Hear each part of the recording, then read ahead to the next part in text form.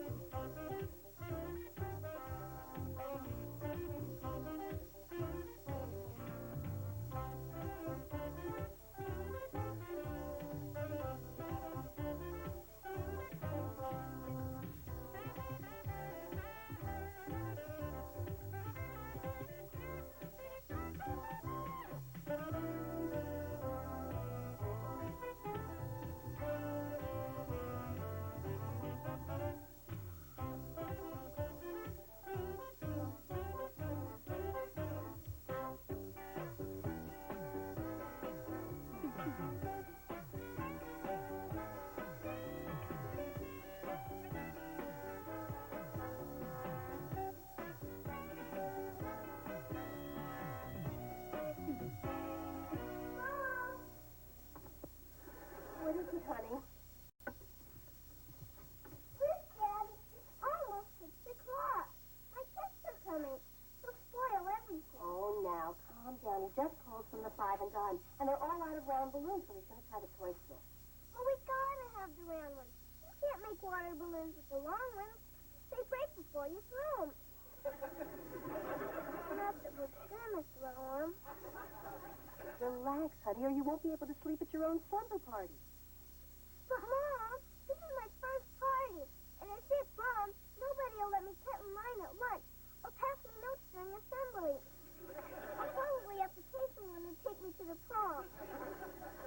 Sally, you have absolutely nothing to worry about. This much planning didn't go into my own wedding. Hi, Grandma. This is Duffy. He's a kid. Well, hello, Duffy. Are you new in town? No, I just never liked Oliver much until we had to stay after school together. And now he's all right. Well, that's good to hear. Grandma, can Duffy stay together? Well, usually I wouldn't mind, but this is kind of short notice.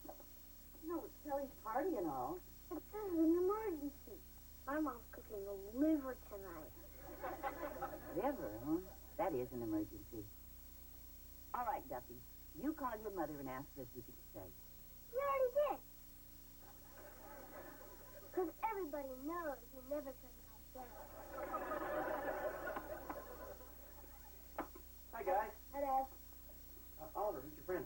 Oh, this is Duffy. He's a kid. Oh, hi. He's going to be eating with us tonight. Mr. Cleaver, are you a real ball player? Well, no, not exactly. You see, my office is just in a softball league.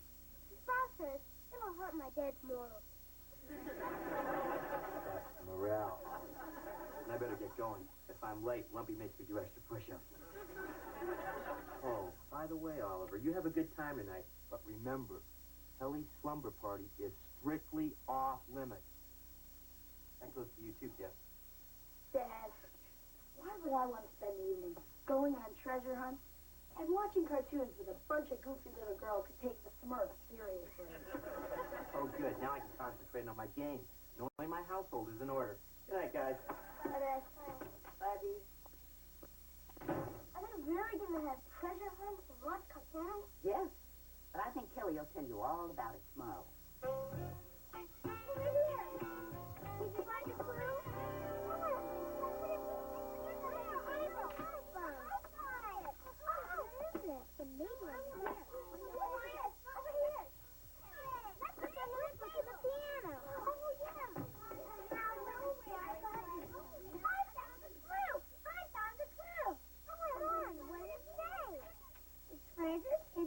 Something that begins with the letter C.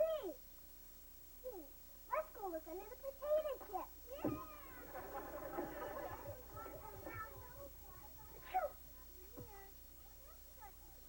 Hi, Heather. How are you? Allergic. Did you get a pet? I have to take 2 of these if you did. Well, not unless one sneaked in while we were at the pancake house.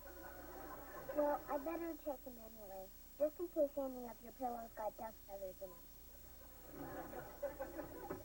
Fun kid. I get it. Hi, Peggy. Hi, Mrs. Beaver. This is my cousin Rebecca from Chicago. The suburbs, to be exact. Hi, Rebecca. Thanks for walking Peggy over. Can you find your way back? Well, actually, my folks are going out this evening, and I wondered if it would be okay if Rebecca came to the party. Oh, well, gee, Rebecca. I mean, all the other kids are much shorter than you. No sweat, Mrs. Beaver. Don't worry about me. I love children. Well, come on in.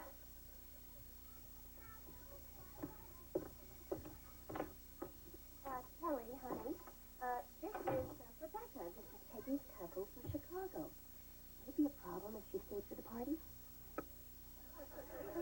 I guess not. Well, it just means you get 9 little weenies to eat instead of 11.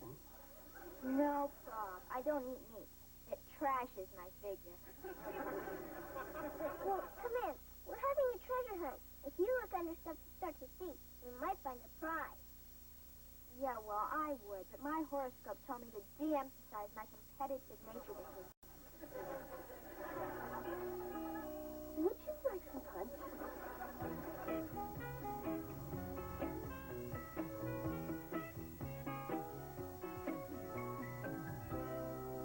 Pretty fun game, huh, Dusty? Yeah, fun. Who's winning anyway? I don't know. I stopped keeping score an hour ago. Who's winning then? It was either you or me. It was 279 to 263 with Duffy in the lead. Thanks, Skip. Don't mention it. What do you want to do now? I don't know. What do you want to do? You want to throw rocks in the dryer? Nah. I know. We could pretend we're space rangers, stuck on the planet Rilo, surrounded by thousands of giant, angry lizards. Nah, we did that yesterday. That does it. Why don't you two rocket scientists stop talking and go out and do something with your lives? You know, Kip's right. So, what do you want to do? Let's go spy on your cousin's party. You heard Dad and Grandma. They don't want us really going over there at all. Oliver, you know how it works. They tell you not to do something, just so you want to do it even more. Then you do it, they get to yell at you, and everybody's happy. Yeah.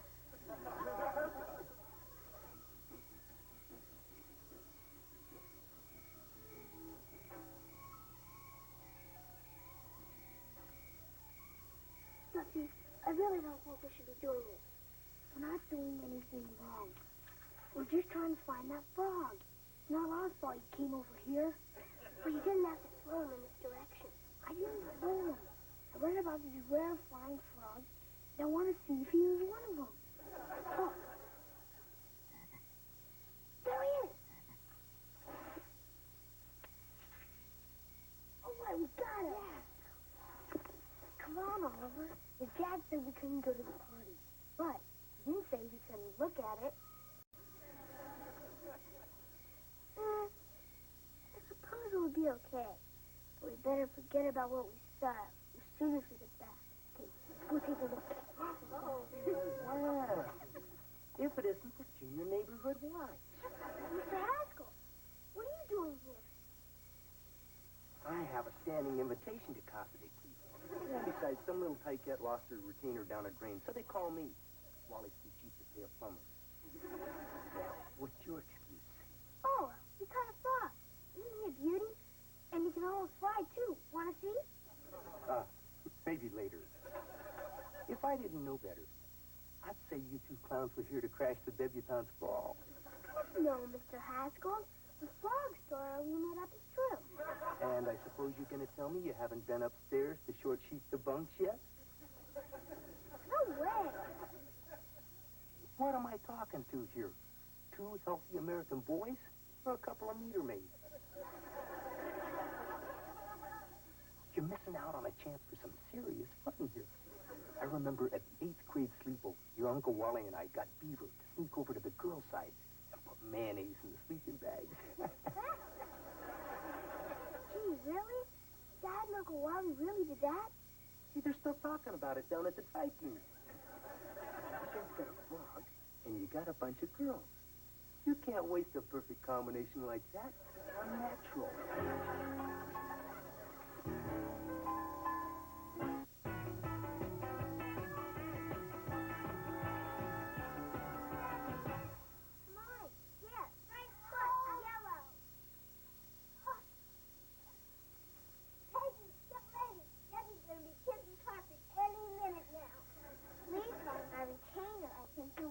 Shifting already. Oh, honey, oh, hurry, we'll find it. Come on. Yeah, I think I can get it, Wally. But I'm worried about the electric wires near the pipe. You're going to have to cut the power. Yeah, okay. Hey, girls. Girls, don't be scared. We're going to turn the lights off for a minute. Breaker box is outside. Mary Ellen, you know what I could use? If you got some...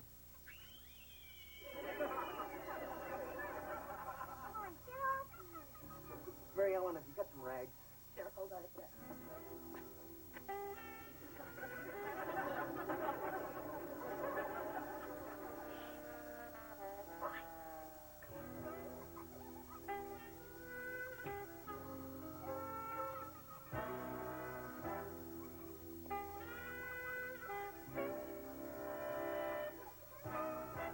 Eddie, will you hurry up?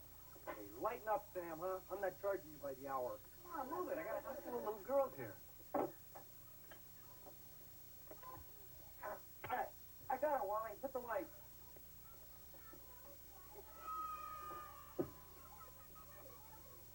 Thanks, mister. My mom said if I lost another one, I'd have to pay for it myself. Well, maybe you'll think about that next time you decide to toss your cookies in the sink.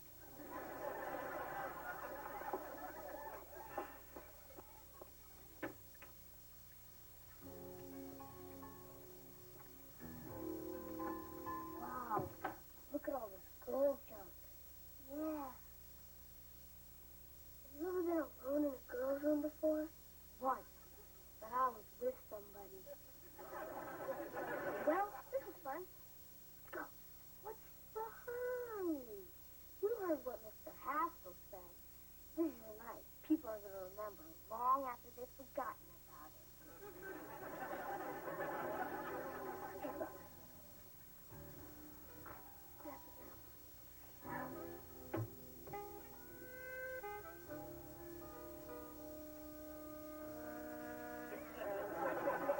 Good luck, Mr. Froggy.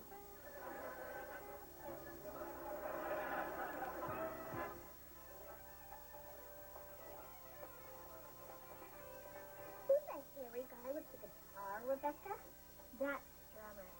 Isn't he a hunk? Yeah, a hunk. What's a hunk?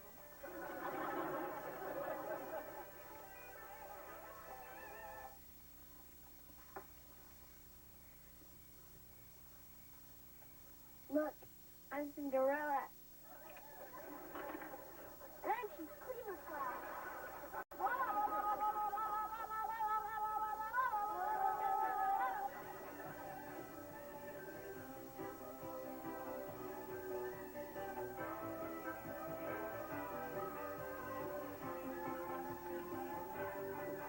Honey, come here. You've got to do something about Rebecca. Well, honey, I think you're overreacting. She's different than the other girls. You find her interesting.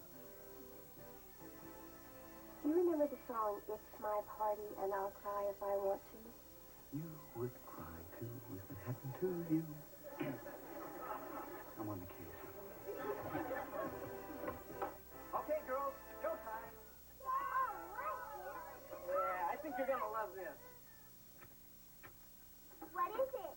Is it a concert? Well, no, but there's a lot of good music in it.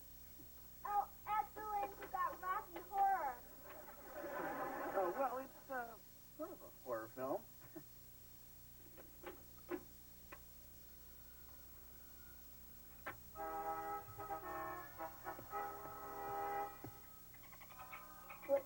violent adventure? Don't worry. It starts a little slow, but it really picks up when he gets caught in a tuna net. As much as I love camp classics, I think I'm going to go upstairs and do a number on my hair, if that's okay with you, Kelly. Oh, sure. Go ahead. No problem. Can I come along, too? That's cool.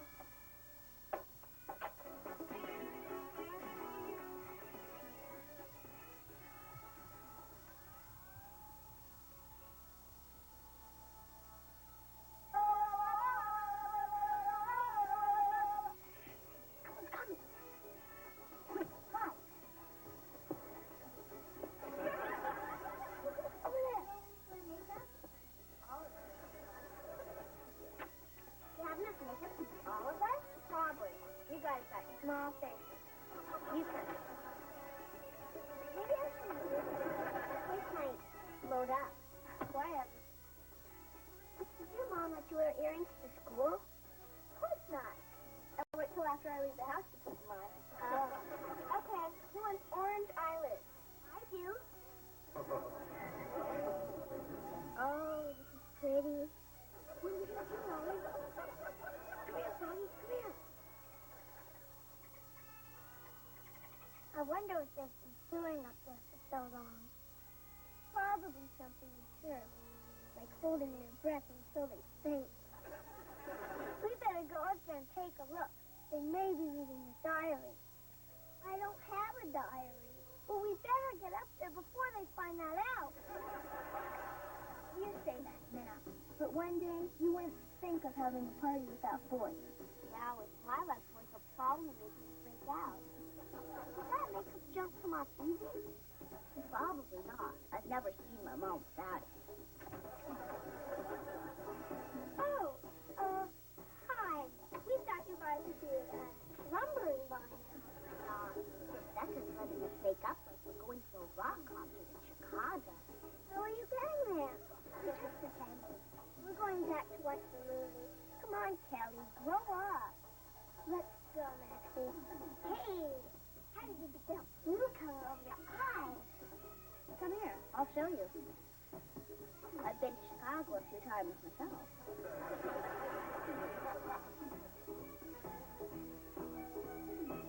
Rebecca, can you do something for me, too? Sure. Why don't we start by doing something with that hair? My hair? I don't know. No problem. If you don't want to do this, just go back downstairs and see how the big fish is doing. What'd you have in mind? Let's just use our imagination.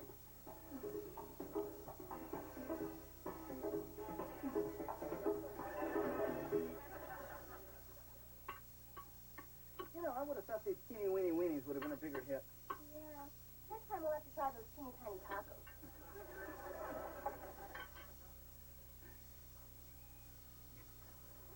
Hey, you're a little sensitive. That's exactly why I'm kissing you in this room. There, I think I got it. Why don't you take it into... I don't mean to interrupt, but are Oliver and his little friend Duffy here? They seem to have disappeared.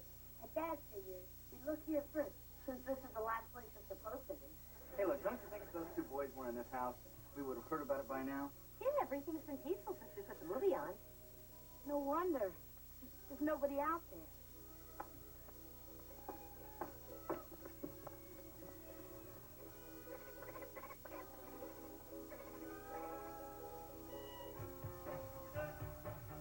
That is so I love it. Wow, Kelly, you look different. I know.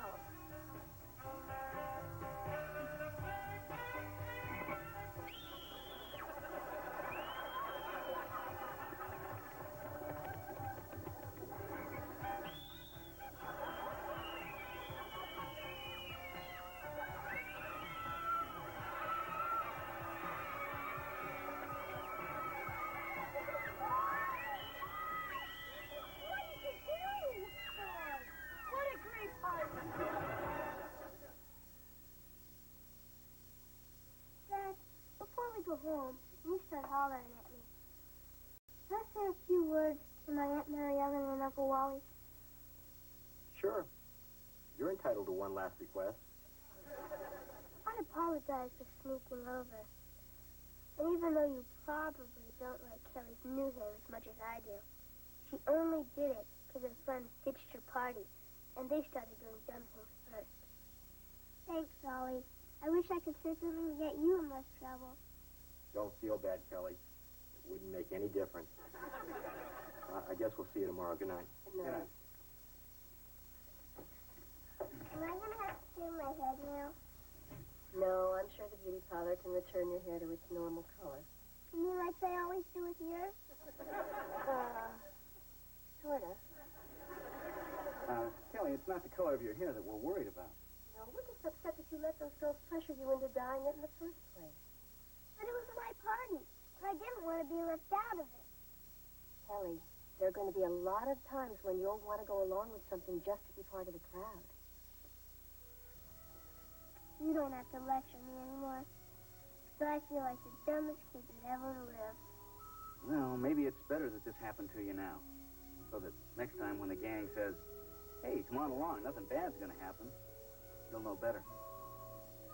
Don't worry, Dad. I'll never forget this. I'm going to be the only kid in Sunday school tomorrow morning who looks like a skunk.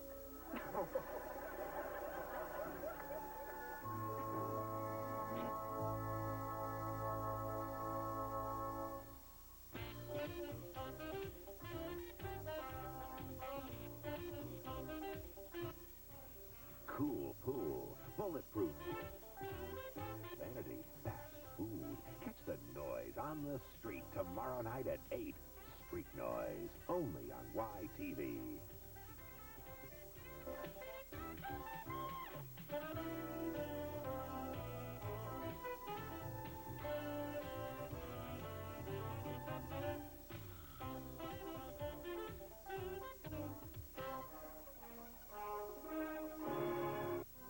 Episode of the new Leave It to Beaver. I showed very poor judgment, but I'll do better in the future. What future? You're fired. Let's go to lunch, son. Great news, everybody. I got fired. Oh, well, that is great news. Yeah, great. We knew you could do it, Dad.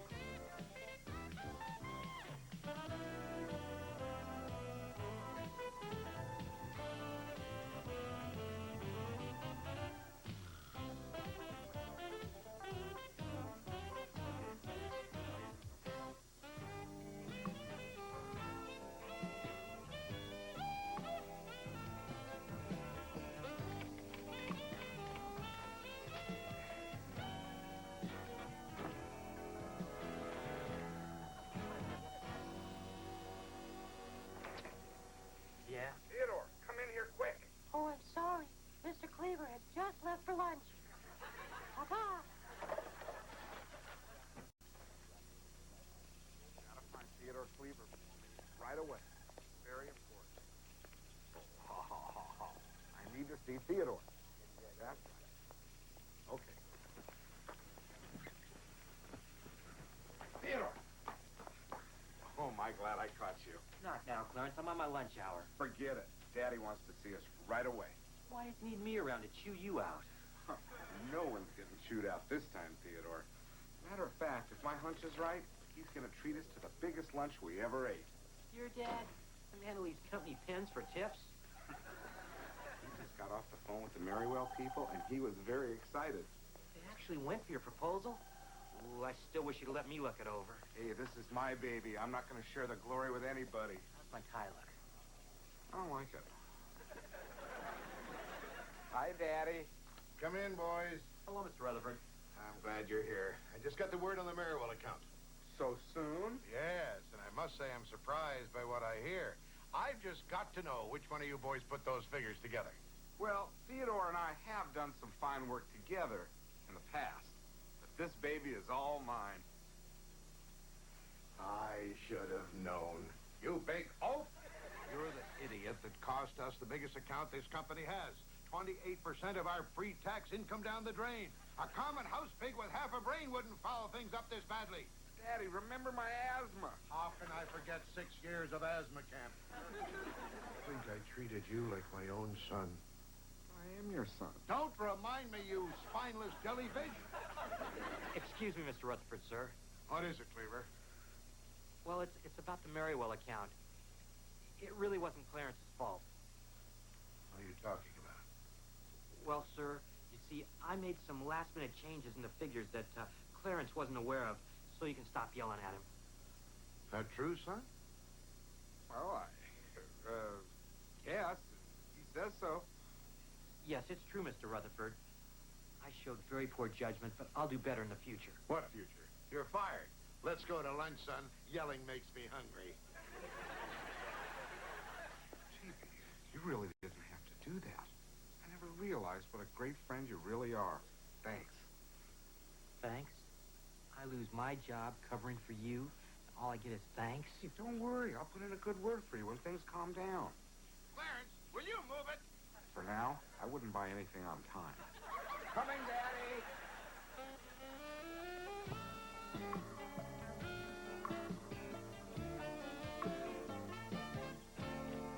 Hey, everyone.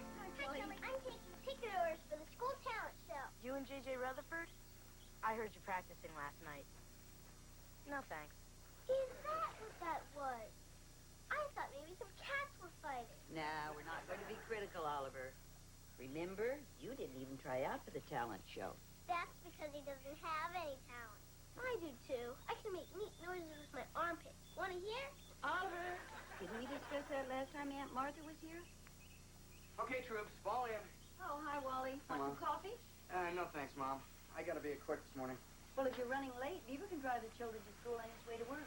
I'm not in that big of a hurry. My client's guilty. Come on, let's go, huh? Bye, doll. Bye, love. Have a good day.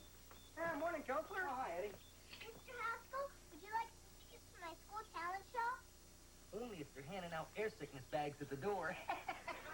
Ignore him, honey. I do. Bye, Mom. Bye, honey. Good morning, Mrs. Cleaver. Hello, Eddie. And might I say, that's a lovely oven mitt you're wearing. Oh, well, thank you, Eddie. I always like to look my best for you. It does my heart good to see the Cleaver sense of humor unaffected in the midst of young Theodore's latest tragedy. Oh, and I hope these provisions will help see you through the hard times. Eddie, you been eating lunch behind the tar truck again? Please, you don't have to hide your pain from me. We're like family. Eddie, don't say that. What's this all about? Wait, you mean the beef didn't tell you? Old man Rutherford gave him his walking papers. Beaver's fired? Yeah, I got it straight from the lump. He's history. Out on the street. Adios, muchacho. Kaput. But I'm sure the beef will bounce right back again. Oh, would you mind signing a receipt for this so I can deduct it as a charitable contribution? Well, now, Eddie, that's a very nice gesture. But we're not scraping the bottom of the barrel just yet. No breakfast for me. I'm off to the office. Oh, hi, Eddie. Oh, and Mom, don't hold dinner for me. I'm going to be working late tonight. You know, this reminds me of an old Alfred Hitchcock show. This guy got fired, but he couldn't tell his family. So every day for 3 years, he pretended to go to the office. One day, something finally snapped, and he went back to see his old boss again. Only this time, he had a bomb in his briefcase.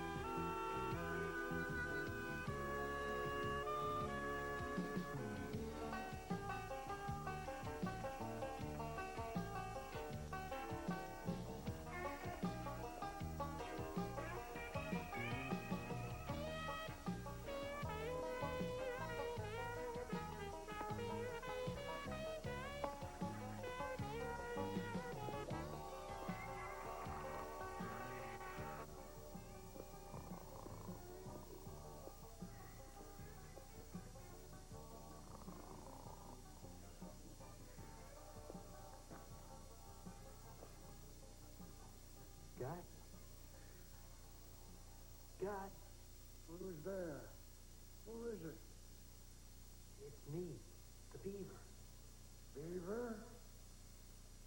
You know, Gus. Beaver Cleaver. Oh, Beaver. Haven't seen you around for some time. Yeah, it has been a while. How's school? Gus, I don't go to school anymore. Don't tell me it's 3 o'clock already. Gus, I graduated. I went to college, and now I have 2 boys of my own. Oh, glad to see you made something of yourself, Beaver. What line of work you in? Well, actually none right now. See, I've got a problem. I lost my job yesterday. Well, whenever you kids have a problem, old Gus has the answer. Come on, let's grab our fishing poles and head for Miller's Pond. Got any worms on you, Beaver? Sorry, Gus. Not that simple anymore. I'm out of work because I took the blame for somebody else. Now I can't even face my own family.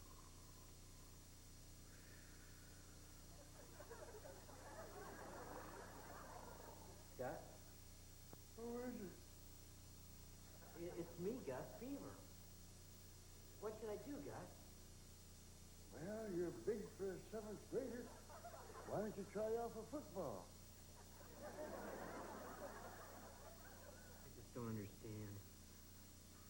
I could have bailed out and saved my job, but I didn't even try. Well, if there's one thing I learned in all my years, it's that folks usually do stuff for a good reason. Well, I guess the reason was I wasn't really happy there. See, I told you, there's a good reason. So then, I really didn't get fired. I quit. There you go. Thanks, Gus. It's been great seeing you again. Don't make yourself so scarce, young fella.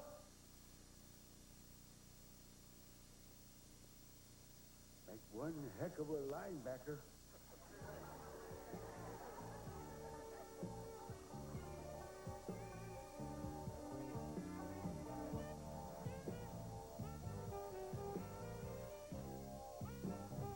How long do we gotta pretend we don't know Dad's pretending he's got a job? Until your father's ready to stop pretending. There's your dad. Now remember, he's been through a lot, and he's probably feeling very low just about now. Daddy's home. Hey, Champ, how you doing? Hey, Wally! Hey, Mom. Hi. Hey. Great news, everybody. I got fired. Oh, well, that is great news. Yeah. Oh, yeah, Sounds yeah, good, hey, Dad. that's terrific. Yeah, great. We knew you could do it, Dad. Glad to hear that. You guys don't seem very surprised. Well, actually, Eddie Haskell broke the good news to us this morning. Gee, what in the world happened between you and the Rutherfords? It doesn't matter. I can start fresh. New job, new challenge. The sky's the limit. Hey, Dad. Why don't you be our school crossing guard? Mr. Sanders is colorblind, and he gets mixed up every time the light changes. Oh, keep it in mind, Ollie. Right now, I think I'm looking for a job that I'm a little more qualified for. Well, I hope you find one soon. I got a paper due next week on what my father did for a living. Oh, you too, do you?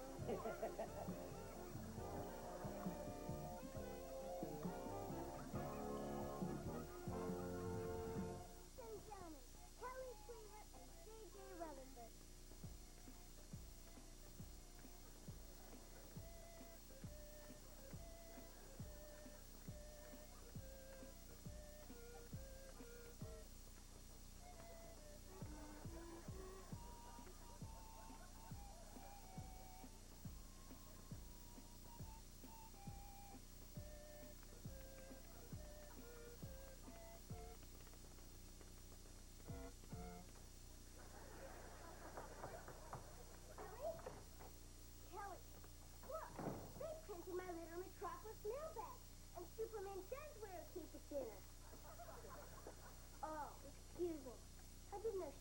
here. Come on over when you're alone. Okay, Oliver, Cleaver, what is this? Why have you been so mean to me lately? Don't pretend like you don't know nothing, JJ. I'm not pretending. I really don't know nothing. Yeah, well, your dad made a real dumb mistake, and my dad took the blame so your dad wouldn't get into trouble. No way. My dad would never do that. Would so? Would not. Would so? Would not. Come on, we're not supposed to fight in the house. Okay, Cleaver, let's go settle this outside. You've got problems. Oh! Hey, what's all the yelling down here? Nothing left to know about, Dad. Mr. Cleaver, Oliver's been making up stories about my dad, and I'm a guest in your house. Tell her, Uncle Wally. Tell her what Dad told you when I wasn't supposed to be listening. Yeah, JJ, I think that... Oh, I think I have to answer the door. Oh, hi, Lon. Hi. Are you ready, honey? We have dinner reservations at 7. Let me just get my book. Did you move yet? Oh, why? Because my dad said you wouldn't be able to live with yourself.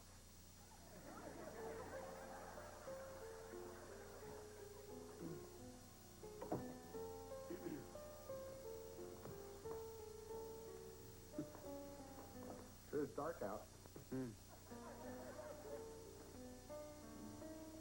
So, what's new with the law? Well, right now I'd say it's the only thing that's keeping Beaver from blowing up your car. Give me a break. You know there was nothing I could do.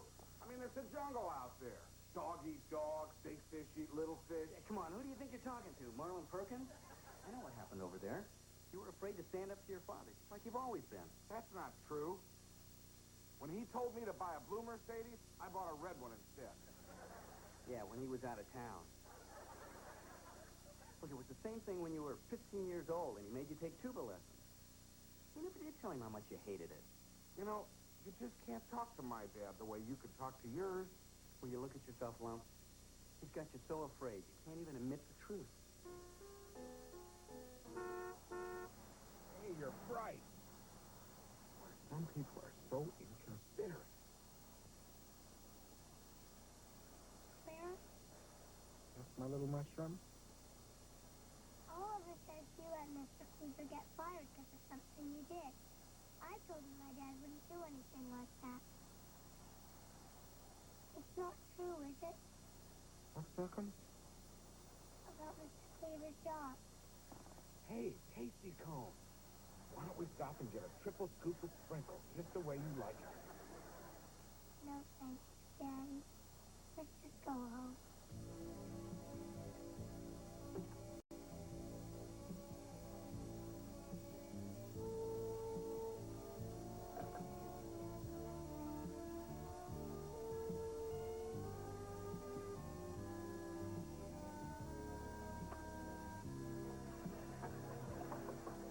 Hi, Theodore. Can I come in? What do you want to do? Make sure I'm not taking any office supplies? Oh, no, I trust you. I just wish there was something I could do for you. Like maybe a letter of recommendation or a low-interest loan. Anything. Still here, Cleaver? Might as well take your last paycheck. Save me the stamp. Thank you, Mr. Rutherford. Yeah, I'm sorry it had to turn out this way, Theodore, but I want you to understand I don't take this lightly. I liked your father because, well, he was a loyal friend, a hard worker, and a very average golfer. Too bad the only thing you inherited was the hitch in his swing. Daddy, you really shouldn't say those things about Theodore. Are you contradicting me? Well, in my opinion, he has a better business sense than most of the people in this company. Well, what do you know about it, you big lummox? If he's so good, how come he lost up the Maryville account? He didn't. I did. I can't lie anymore. I'd like to be able to look my daughter in the eye again. Are you telling me you lost the account, you big oaf? I'm not an oaf. I'm not a lummox. I'm a grown man with a family of my own. We're all human. You shouldn't fault somebody for trying to do the very best he can. And another thing, no more tuba lessons. Well, what can I say except big man to stand up to his father, and a bigger man to admit his mistakes. I'm proud of you, son. Gee, thanks, Dad. You're fired. Fired? Beaver? Welcome back. Teeing off at 3 o'clock. Care to join me? Thanks, Mr. Rutherford, but, no thanks. I really wasn't happy working for you. You're not supposed to be happy. You're supposed to be working. Well, you can call me a dreamer, but I'm going to try and find work where I can do both. Well, Cleaver, I respect your sunny optimism, no matter how boneheaded it is.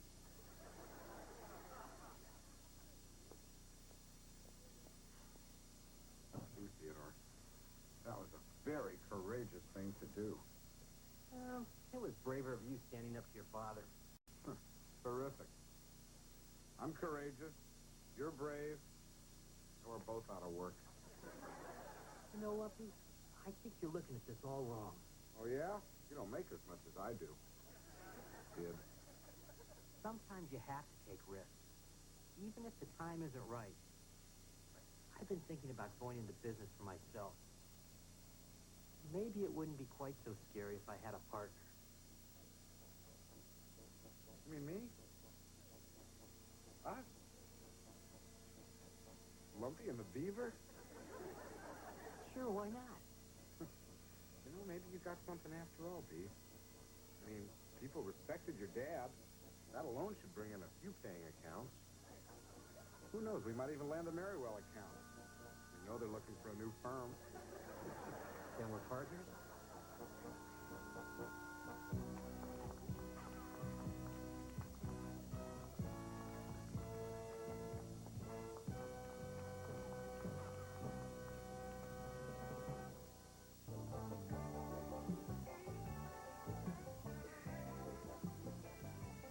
Gus? How you doing? Well, hello there, Beaver. Find a job? No. As a matter of fact, I started my own business. Smart move. These your partners? No, these are my sons. This is Skip and this is Ollie. How about that? Beaver Cleaver's boy. Live long enough and you get to see everything. Honey, Gus, we were wondering if you'd join us down at North Pond for a little fishing. I'd really like that, Chippy, but I'm afraid I made other plans.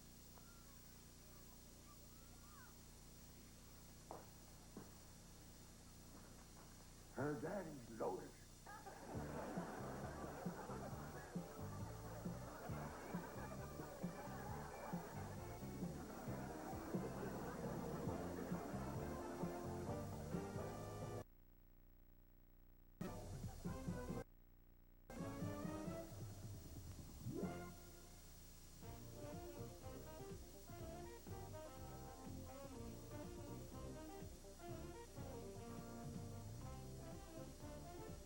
Follow zany exploits with the wily Ron Oliver and Ralph, the happy contest goose. Taking an interview with Colin James, videos from Bon Jovi, Soul to Soul, Paul Hyde, and Jane Child, plus an evangelist turned stock comedian, Sam Kinison, on the ever-cool Ron Oliver Show. Sunday night at 9, here on YTV.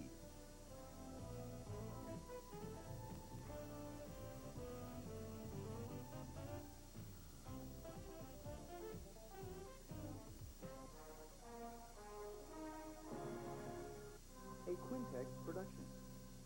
Girls in the school hate me. Oh, not just the girls. Most of the guys I know hate me, too. You probably don't know a boy named Freddie Haskell. Never heard of him. Oh, Freddie Haskell. He's a... Kelly, dear, it's not polite to interrupt.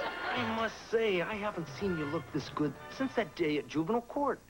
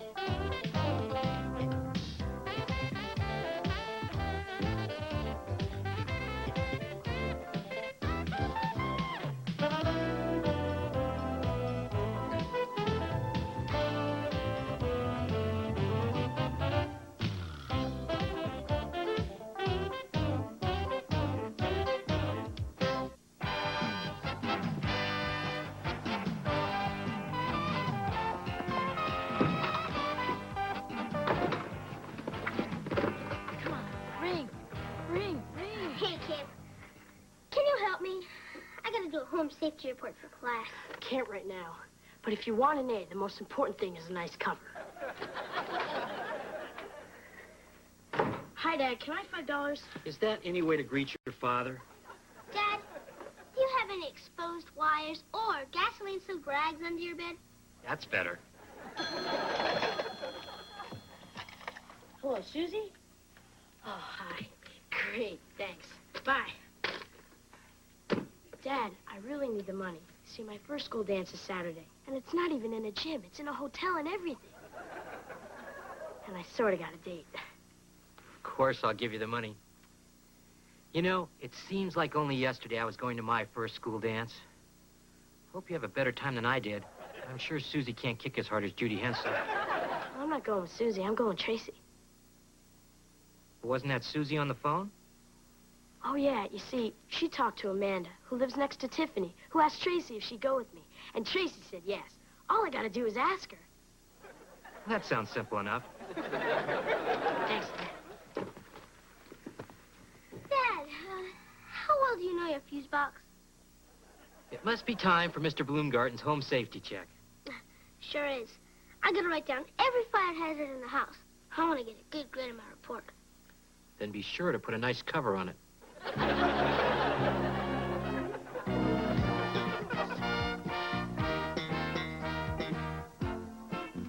Hey, Marcia. Nice dress. My aunt used to feed the pigs in one just like it.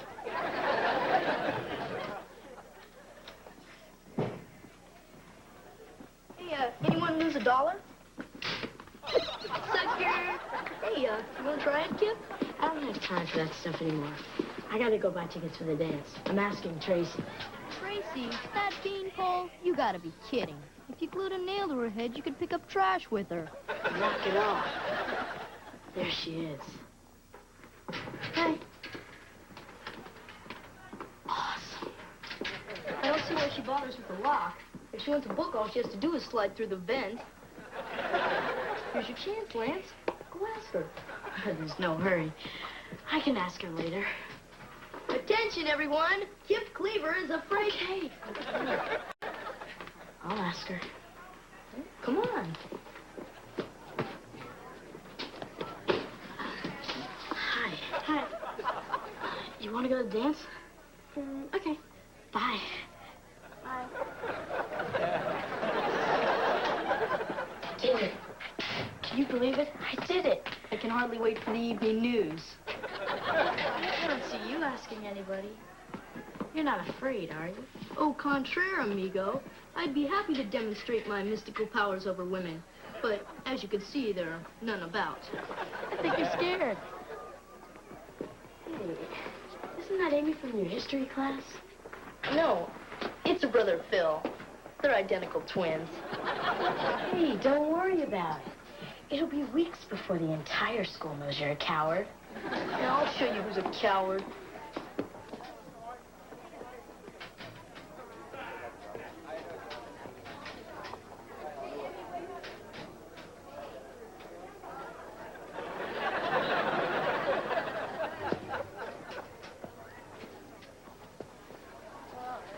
What happened? All right, so I'm not the suave sophisticate the world perceives me as. I can't ask a girl out. I can't even talk to one. I'm nothing but a common boneless chicken. It's not such a big deal, Freddie. It is for me. Excuse me. I'm gonna go home and be alone. It'll be good practice for the rest of my life.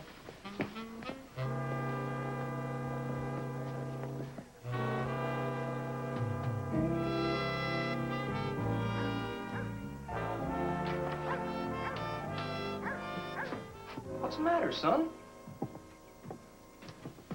You didn't get caught cheating in school, did you? No, sir. Good. I never want to hear you've been caught. Did your mom find out you've been cutting her flowers and selling them on the turnpike ramp? No, sir. Well, that's good. I think I got a better location for you. What is it, son? You know, I'm always here to listen to your troubles and to guide you through the stormy sea we call adolescence. Well, the trouble, sir, is with girls. Girls, huh? You're on your own.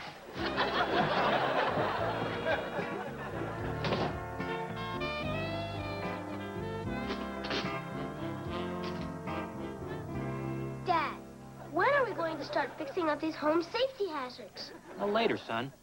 Why don't you go work on the cover for that report? Hi. Hi. Hi, Mom. Hi, Kip. Home so soon? Hi, Grandma. Hi, Kip. Hey, Kip. What's the matter with your feet? Nothing. I just got a new pair of shoes for the school dance.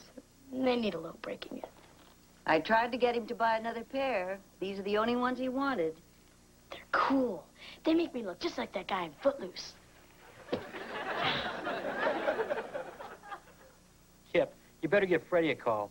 There must be something wrong with him. He wasn't nearly as phony as he usually is.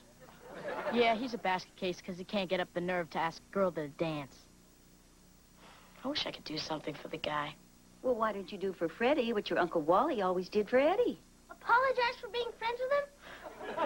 No. If Freddie's afraid to ask a girl out, why don't you ask someone for him? That's a great idea, Grandma. It's got to be easier than asking one for myself. And if that works, he may even tell you where your gym clothes are buried.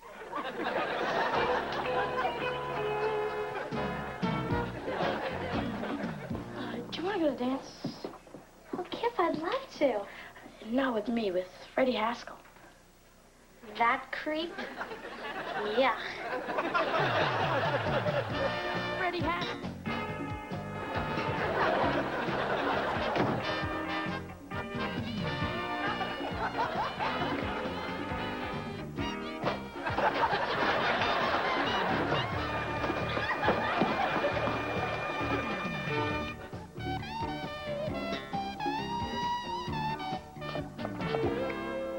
Sissy, you know the rules. You're supposed to take a shower before you get in Bambi's hot tub. Mary Ellen, will you hurry up? We're going to miss the beginning of the concert. And where the heck's the babysitter? Don't worry, she'll be here, I promise. We won't miss a single shaboom of the 50s revival. Oh, that must be her. Finally. Darn. I've broken my earring. I'm going to run next door and borrow some crazy glue. Just put a ski mask on and let's go.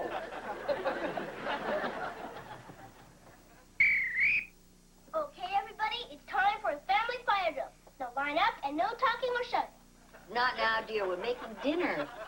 Okay, we'll do it after dinner. And we'll take a look at those overloaded sockets. Right, Dad? Sorry, Ollie. After dinner, we're all going to go shopping for a freezer. Really? And what circuit are you going to plug that into? Son, don't lose any sleep over it, huh? I wish he was that conscientious about feeding his goldfish. Hello. Information? Yes. Please give me the number for the fire department. April Fool. Now, Oliver, you know, about those circuits, now what problem could a little freezer be, huh? Freddie comes over, tell him I'm sick. Why are you hiding from Freddie? Because I need time to think of a good way to tell him he makes girls sick. Hi, everybody. Can I borrow some crazy glue? I need to fix my earring. I think there's some left. Oliver used most of it on his shoes trying to hang upside down from a board. Hi, Freddie. Hi, Freddie. Sorry to barge in, but I was in the neighborhood collecting for my favorite charity. And I thought I'd get a progress report on Kip's search for my dream date.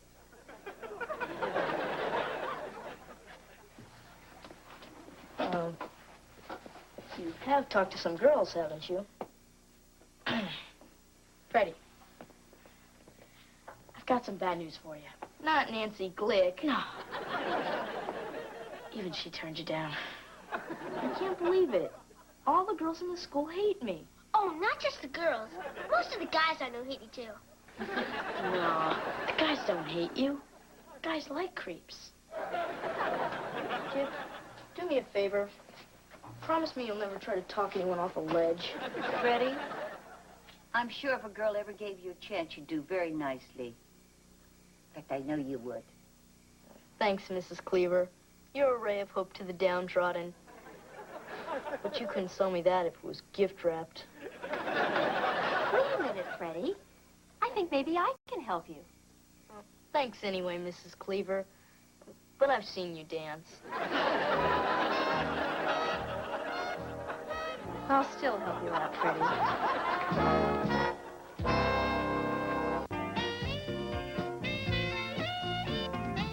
I'm gonna play with my new sissy doll. Here, you play with my old one. Oh, finally. Kelly and Laurie are all set. Good night, Cal. Come on, let's go, huh? Shabop, ding dang, a ram bang, dong dang, bing bong, boom, be bong, boom, boom. You don't go to the Grand Avenue School, do you? No, Mrs. Cleaver. I go to an all-girls school. Then you probably don't know a boy named Freddie Haskell. No, never heard of him. Oh, Freddie Haskell. He's a... Kelly, dear, it's not polite to interrupt. Okay, now that I've practiced going out to the car by myself, this time let's try it together. Oh, honey, this will just take 1 second. Lori, there's a dance at Freddie's school, and it turns out he needs a date. It's Polly, because nobody's stupid enough to... It's going to be a real nice dance, and I think you'd have fun with Freddie. He's real cute, and a good athlete, too. Don't worry, now I get it. Well, Mrs. Cleaver, I'd love to go to the dance. If you know the boy, I'm sure my parents would say that it's okay. Great, then it's all set. Well, honey, are you ready? Don't toy with me, Mary Ellen. Of course, I'll only go if he actually asks me. Well, actually, I was hoping for a close-up. And, of course, one of her mothers, so I can see if she'll age well. Freddie. Okay, I'll go out with her. Good! Now, all you gotta do is go over there and ask her. Ask her? Surely you jest. Freddie! Freddie, would you care to join my brother and me in the den while Mary Ellen waits in the car with the engine running? Freddie, think about it. What's the big deal about talking to a girl, huh? You don't understand. The only thing I know how to say to a girl is, nice face. Did you get the number of the truck that hit you? Let me run through this real fast. Growing up is full of doing lots of things for the first time. Some of those things you may not want to do. But you can't hide from everything just because it makes you nervous. So get over there and ask her, now. I guess he decided to show up after all. Hello. Hi, Freddie. Don't worry. Nobody told her what a creep you are. That's Lori. Hello. How are you? I guess I'm okay.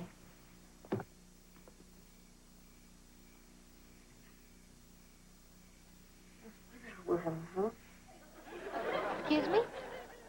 Nice weather we're having, huh? What was that? You wouldn't want to go to the dance with me, would you? Sure. You would? Well, thank you. I look forward to it. And might I add, it's a lovely dress you're wearing.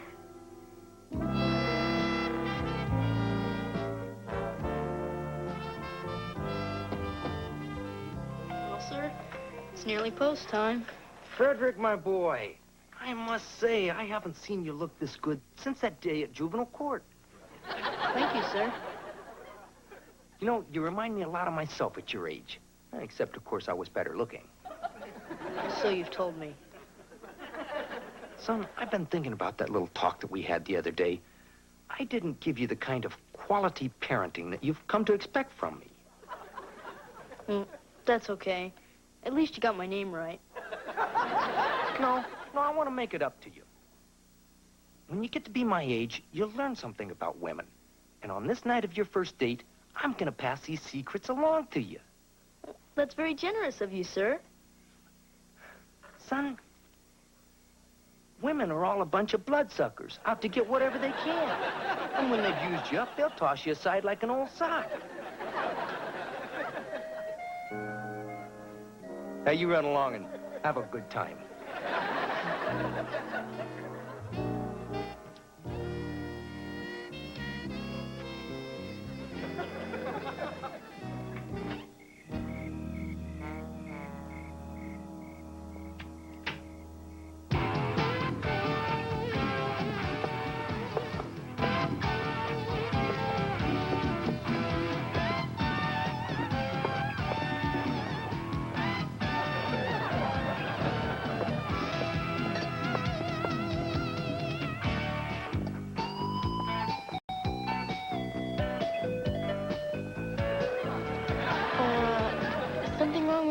shoes? No, nothing. It's just a new set. Do you know the Sidewinder? No? This is it.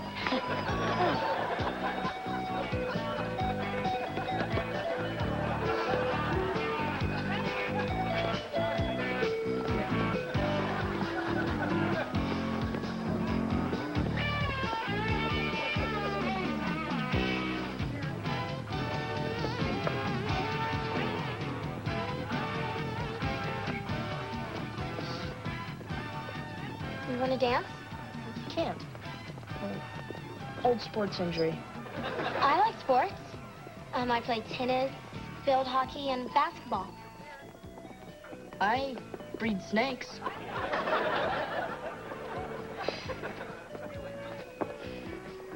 You're the quiet type, aren't you?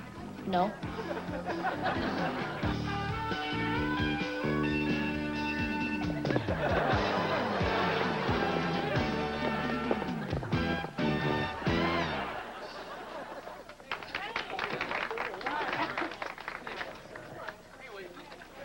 All this talking probably made you thirsty. I'll go get some punch.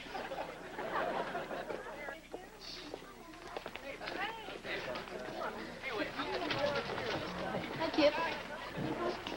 Hey, Freddie, how's it going? I haven't seen you out on the dance floor. Lori's a sensitive girl. She prefers to sit and talk. She's probably sitting over there talking to herself right now. Hey, watch this. Hey, Danny, is that your dollar down there? What a doofus. Come on, Kip, they're playing a fast one. Oh.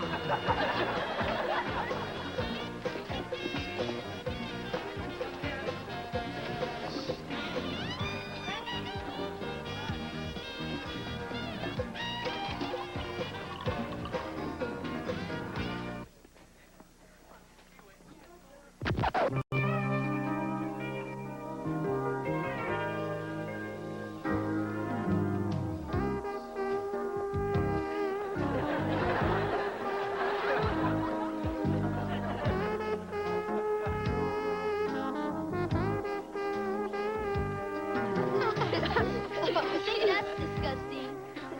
Watch this.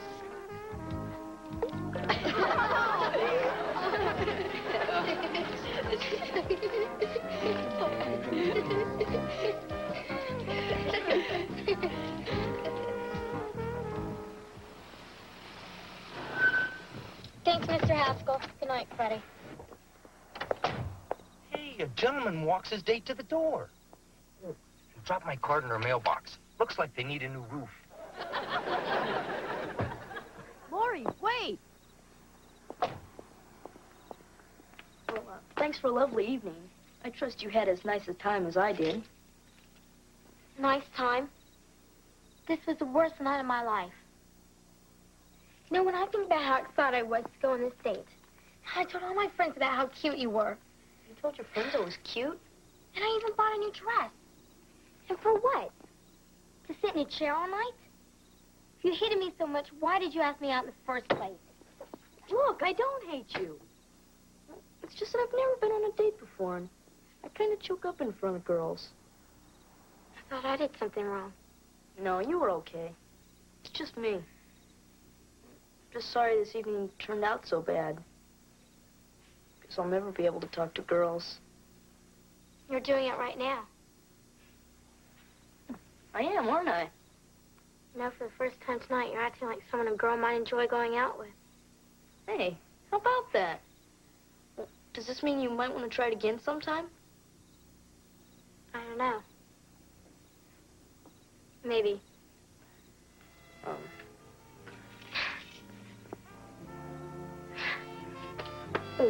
By the way, I'd have someone look at that roof right away.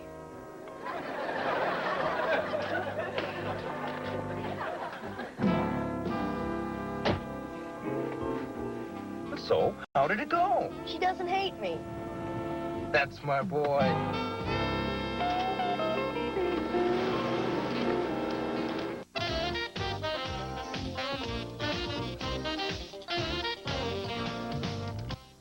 Arnold Schwarzenegger talks with Laurie Hibbert about the difference between cuffing culprits and cuddling kitties in his hilarious new film, Kindergarten Cop. Tomorrow night at 6:30 on Rock and Talk on YTV.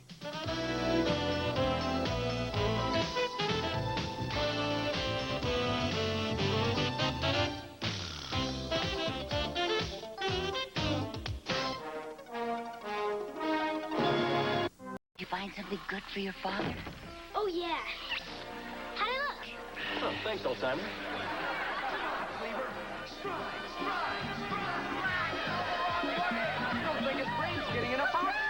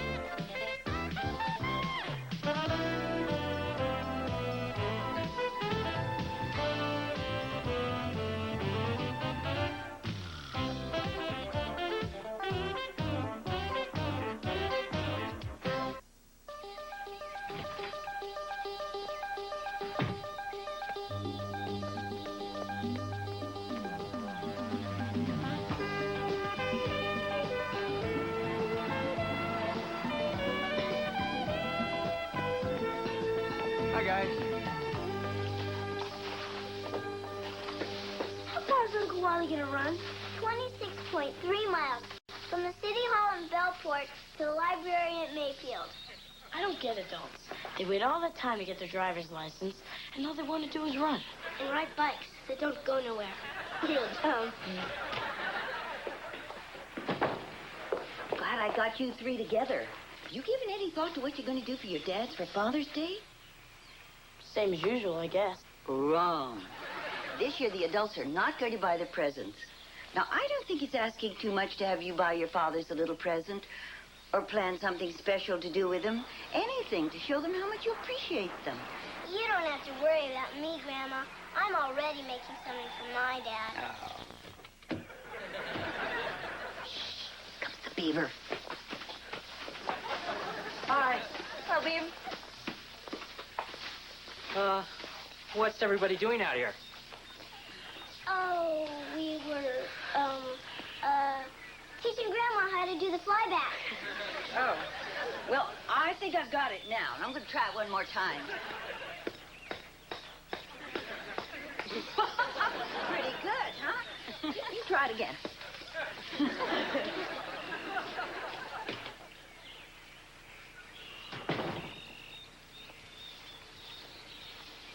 Now, look, I know you boys aren't going to disappoint your father, so don't put it off until the last minute. Okay. I'll buy him something with the money I've left from what Dad gave me to buy you a Mother's Day present. I guess that's allowed. How about you, Ollie? Well, I would have had some money, except I got this hole in my pocket. Well, I guess we could arrange a small emergency loan, provided your pockets are in good working order. Thanks, Grandma. And don't worry, I'll keep the money in my socks. The holes are smaller.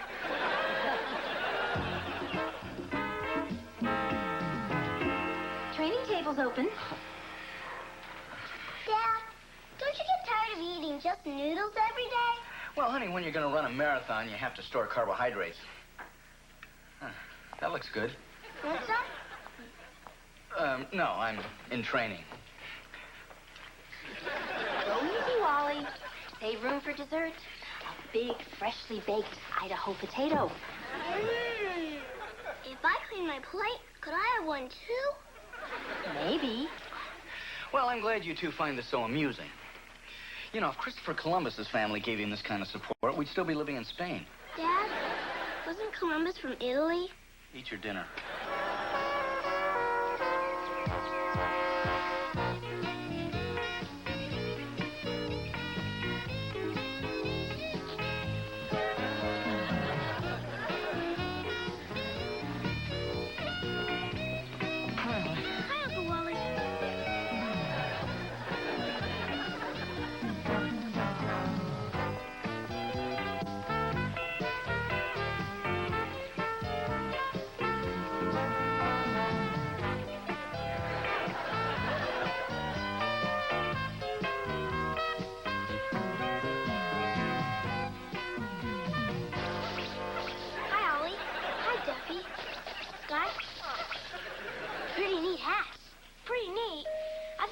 whoever invented this president of the whole world.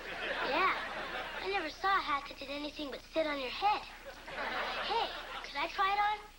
Well, all right. Just try not to slobber all over the part you put in your mouth.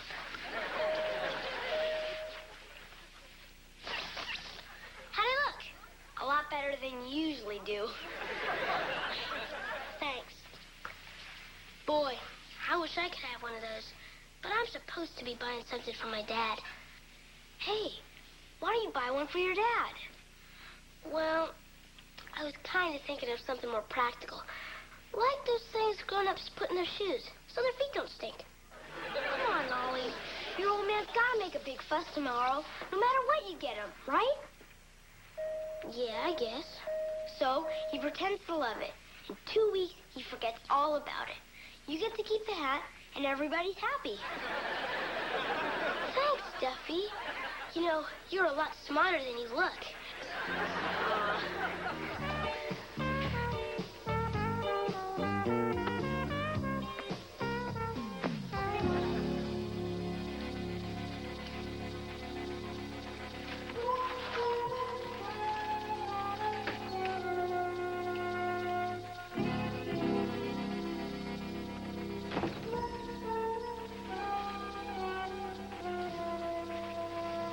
Hi, Champ. I didn't hear you come in. Dad, what are you doing in here? I just rehung the towel bar. No more chin-ups in the bathroom. Right, Dad.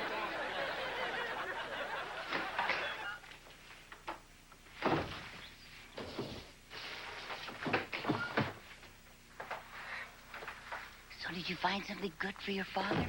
Oh, yeah. He's gonna love it. Did you have it wrapped? No, this wasn't a wrapping place. The guy had enough trouble just making change.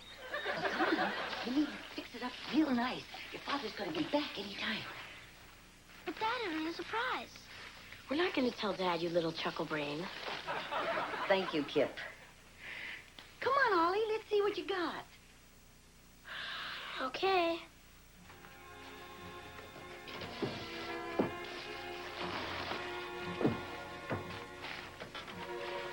But just remember, I didn't like it so much when I first saw it either.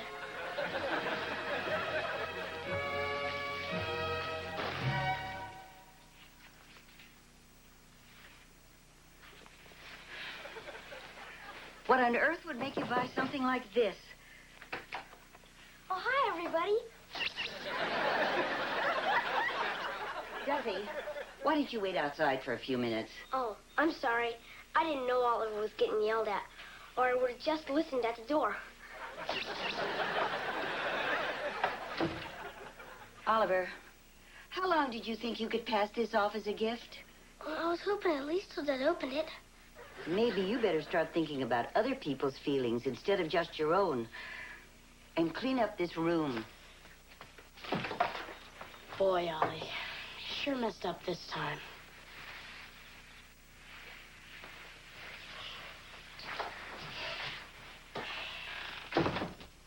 Hey, I heard the whole thing. This never would have happened if you would have listened to me and gotten the blue one. Come on, Duffy. I already feel like the dumbest kid who ever lived. Nah, you're not the dumbest. I saw him on a TV special. You better go now, Duffy. I'm going to stand in front of the air conditioning and catch ammonia. That way, no one will yell at me tomorrow. Look, I know how to give your dad a great present, and it won't cost a thing. You see, grown-ups are weird. They really would rather get something that you made for them. You any good with these? I can draw some things okay.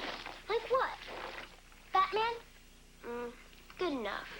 Now, if you really want to make your dad happy tomorrow, all you gotta do is draw a picture of you hugging him. That's it? Yeah.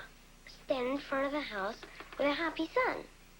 I bet your dad cries and tells you it's the best present he ever had. That does look like Batman. That's the house. Oh.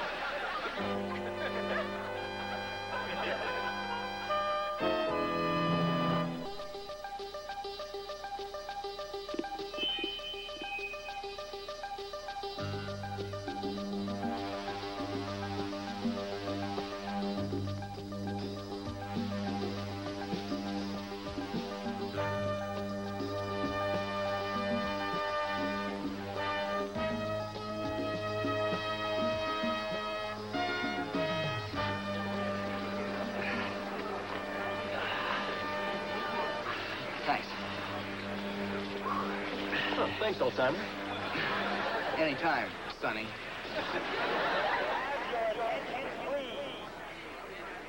Thank you. Runners, take your marks. Get set.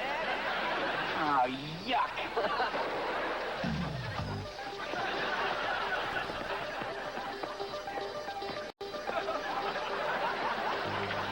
All right, kid, this is war.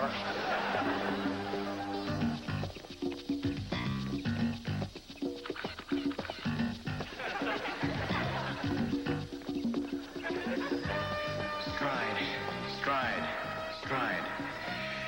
Okay, Wally, water station up ahead. Now all you gotta do is peel your tongue off the roof of your mouth. Oh, real good, Wally. You jerk.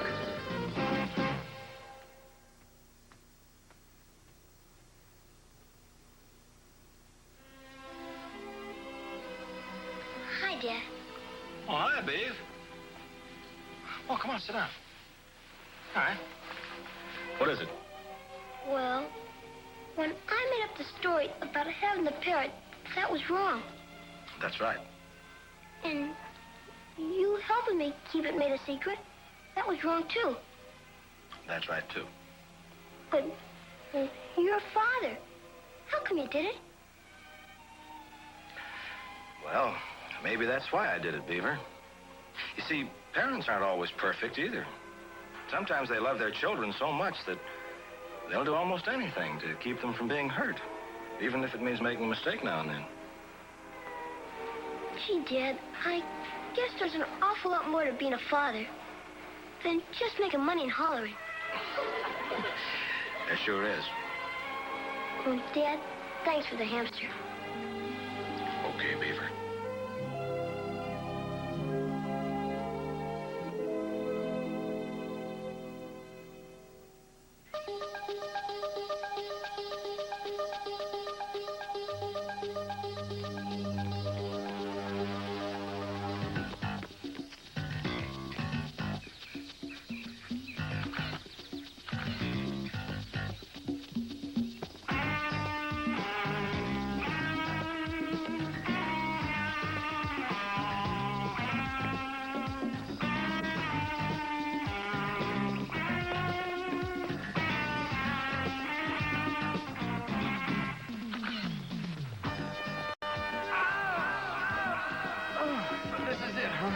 The wall.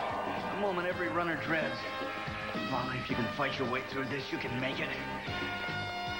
Oh, when could my goal have been to improve my bowling? Everyone was right. I'm too old. I'm in pain.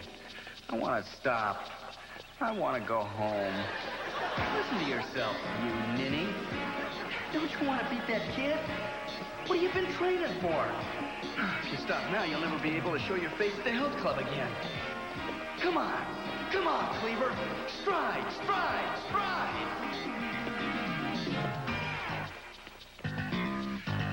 Oh, good. Pine Street. It's all downhill from here, except for the hill. Hey, here he comes. Here he is. Yeah. Hey! He's coming around the corner.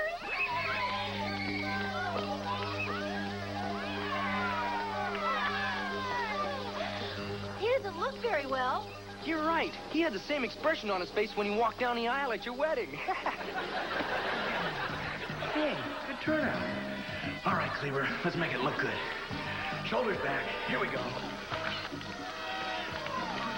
Oh, look at him. My wife, my daughter, my video camera, my mother, my brother, my nephews, my best friends. Oh, I love them. Everything I am, I owe to them. And I've never even thanked them.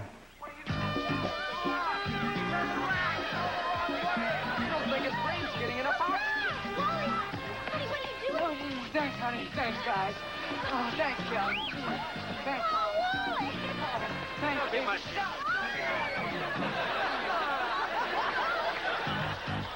see if we can beat him to the finish line. Yeah! We beat him to the finish line. Didn't take much.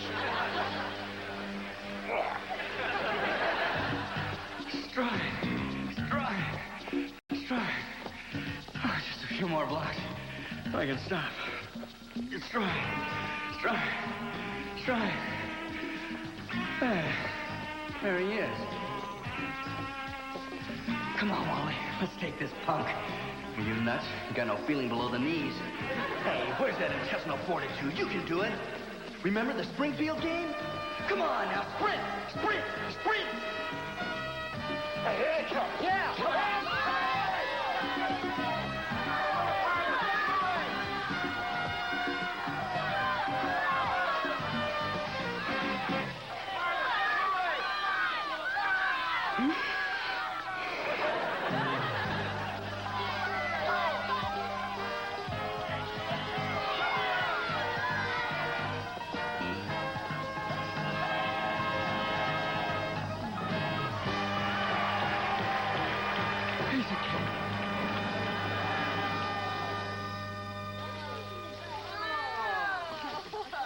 Jacuzzi.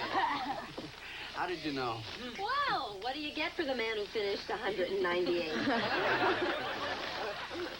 Well,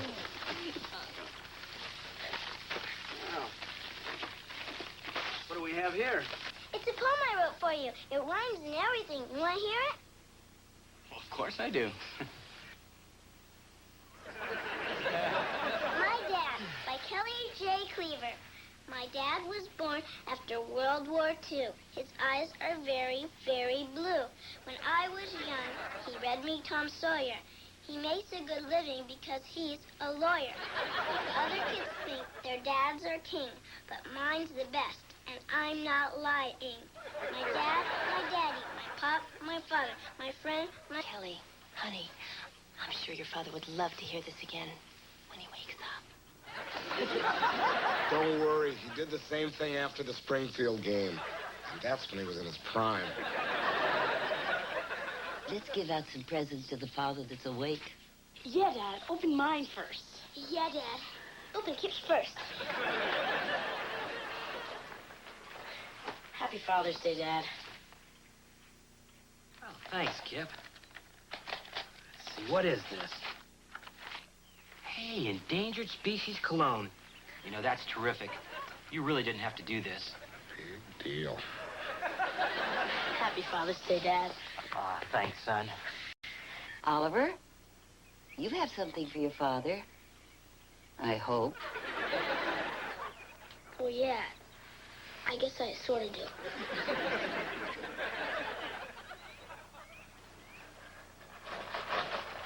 Well, what have we here? Thanks, champ. You maybe shouldn't thank me till you open it. Look, a videotape. What is it? Maybe an old movie like Beaver, Las Vegas? No. It's more like a Father's Day card. Except you gotta have a TV to look at it. Well, let's see what we got here. Oh, no, Dad. Not in front of the whole world, okay? Whatever you want, son. Come on, let's start lunch. Oh, boy. Okay.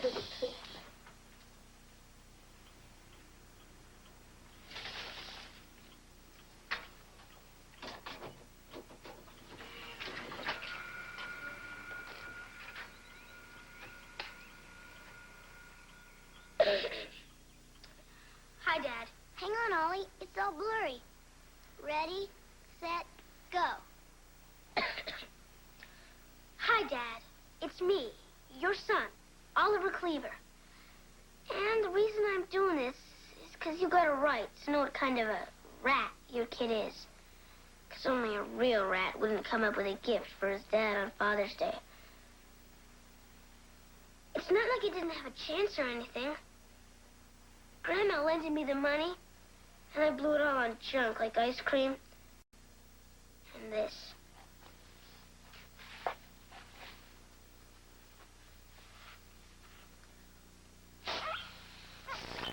Pretty dumb, huh? And then I did something even dumber. I listened to Duffy Guthrie. He told me just what to draw so you'd like it. I didn't know what a rat I was, so I saw you staring at that picture of you and Grandpa. That made me think of you and how you always share your fries with me at McDonald's. And how you always call me champ, even though I hardly never won nothing. And that whole Saturday we spent looking for a four-leaf clover. And when we come home at night, I always pretend to fall asleep in the car, because nothing feels nicer than when you carry me upstairs and put me into bed. And Dad,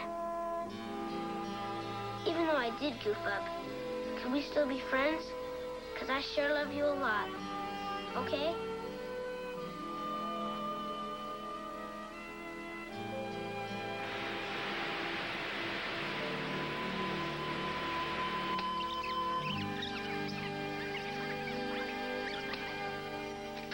Hi, Dad.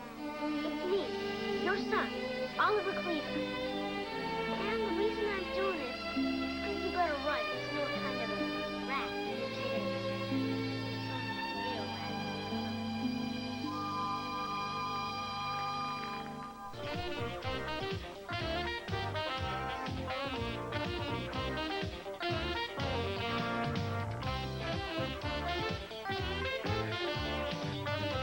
Meet the Boswells, Liverpool's answer to unemployment, with a legitimate front for fantastical, hilarious goings-on.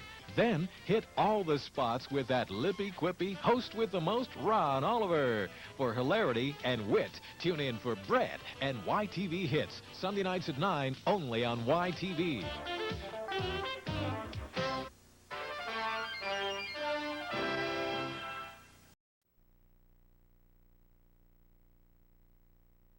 Leave it to Beaver. When I get back, you better not be here. What a kidder. Oh, Mrs. Cleaver, would it be any trouble to heat up the syrup again? How could she do this to me, Cap? Because you're a creep.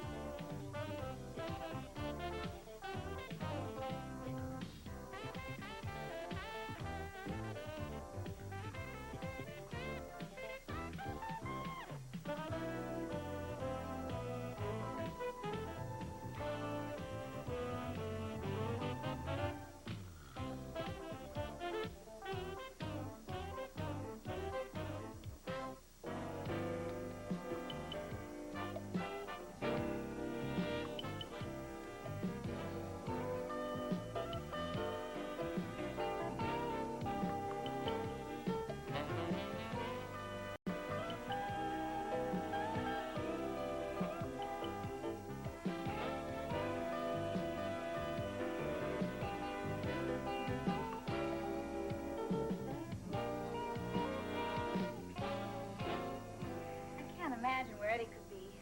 I hope he's okay. Oh, don't worry, Gertrude. He's probably just gotten delayed at the construction site. Then why hasn't he called? Well, maybe there isn't a phone there. No, I know there's a payphone there. He took his bag of slugs with him. You really feared that guy. He never had a chance. Yeah, by the last game, the chump didn't even know which end of the pool cue to chalk. The only tricky part was dodging the pool balls on the way out of the parking lot. Hey, look, the gang's all here. And you should have been here hours ago. Why? What happened? The snake cornered the catechin? Edward, we had dinner reservations at the Blue Room tonight. How could you forget that? Oh, he didn't forget. He was on a hot streak, and... See ya. Hey, check this out. I won some Yahoo's pool cue. Genuine ivory. Been in the family for years. Eddie, you are always forgetting, and I'm getting sick and tired of it. Angel, sweetie, I know I get off track now and then, but don't I always make it up to you? Like when I forgot your birthday. I promised to take you to some swanky dinner joint. Eddie, that was supposed to be tonight. Excuse me, I hate to be a party pooper, but I have an early morning mom aerobics class, so we're just... Hey, cool your heels. This'll all blow over in just a minute. You know how our Irish temper is. Eddie, I'm not Irish. So what's your excuse? Edward, don't try to change the subject here. You let us sit here twiddling our thumbs while you were having fun playing pool. Hey, pool is not fun. It's hard work. You are the most inconsiderate man I've ever met. Inconsiderate. This pool cue was going to be a gift for you. And you're also cheap. Hey, now that hurts. Give me one example of how I'm cheap. All right. You won't let me buy a new couch. Hey, what's the big deal about new? My parents had the same couch for 25 years. I know. That's it. We'll have to do this again sometime. Yeah. Hey, Wally, sit on this couch. Now tell me if you don't think that's comfy. Eddie, I've been making excuses for you for 15 years, and I'm not going to do it anymore. Now, we are going to go to the Blue Room without you. Wally, Mary Ellen, let's go. Sure, that's all right. You're upset. I don't have to go.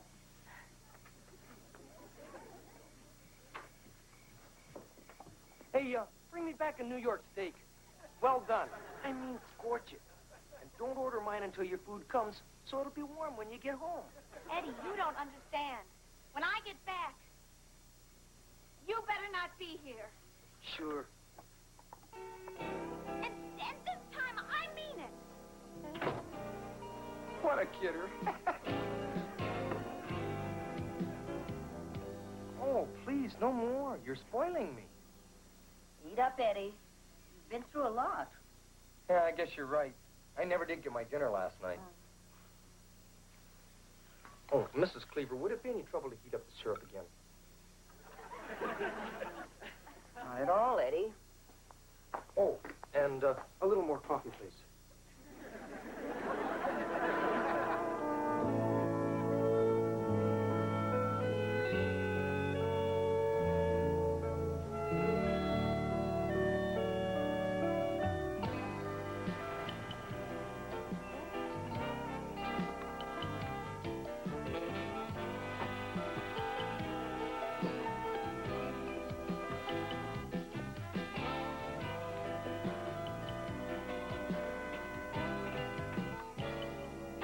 I'm home.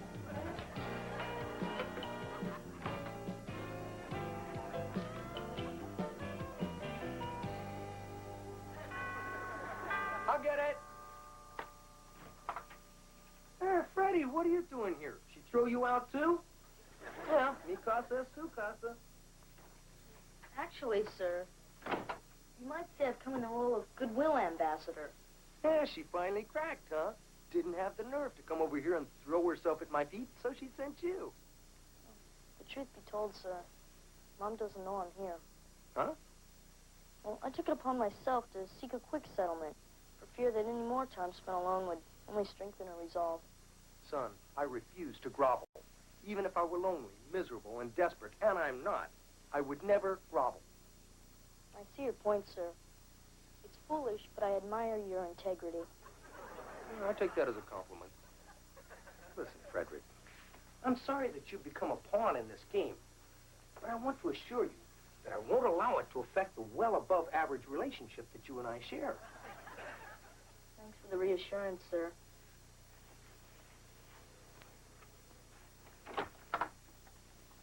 Perhaps as a weekend, Father, you'll see fit to take me to the zoo. Son, I'll take you to the horse races. You'll see animals in their natural habitat.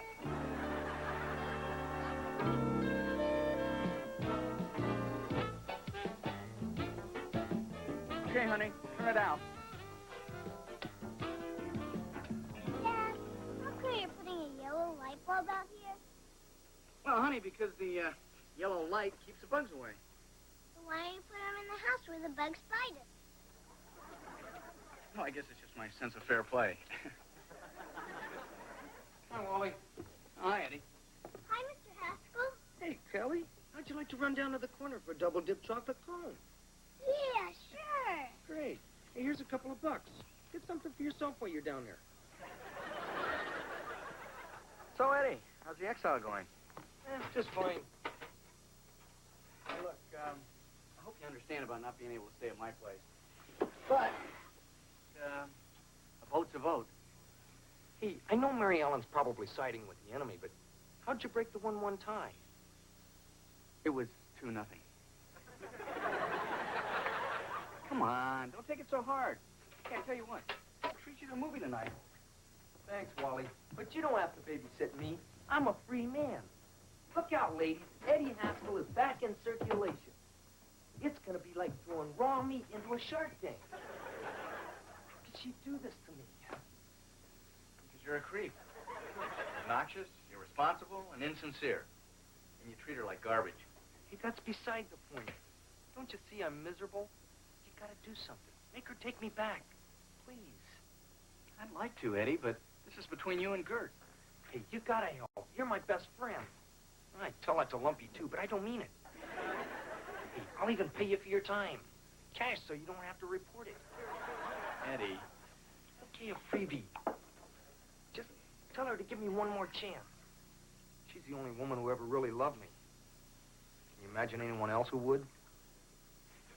You got a point there. Look, I'll do whatever she wants. I'll change. Tell her that, please. All right, Eddie. After dinner, I'll go over and talk to Gert. You're a real pal. Hey, you want to stick around and eat with us? What are you having? Lasagna. Ah, forget it. Your mom's making steaks.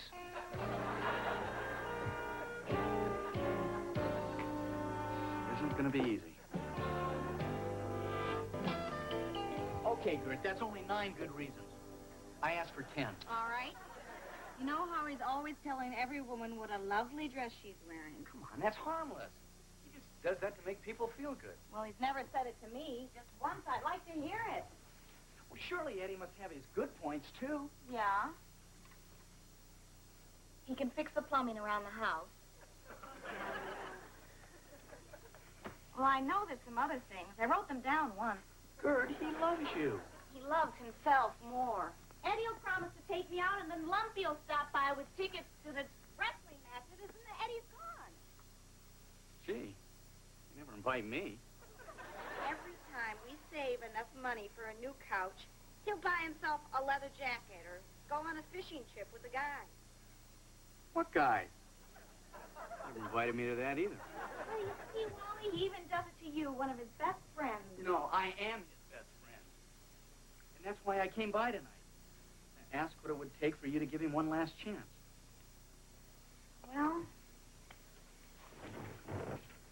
he'd have to totally change. He'd have to be a completely different person that just happens to look like Eddie. Gert, I honestly believe Eddie would do anything to save his family. So come on, please. Come over to dinner tomorrow night. See for yourself. Wally, I appreciate what you're trying to do, but I just can't see him right now. I'm sorry.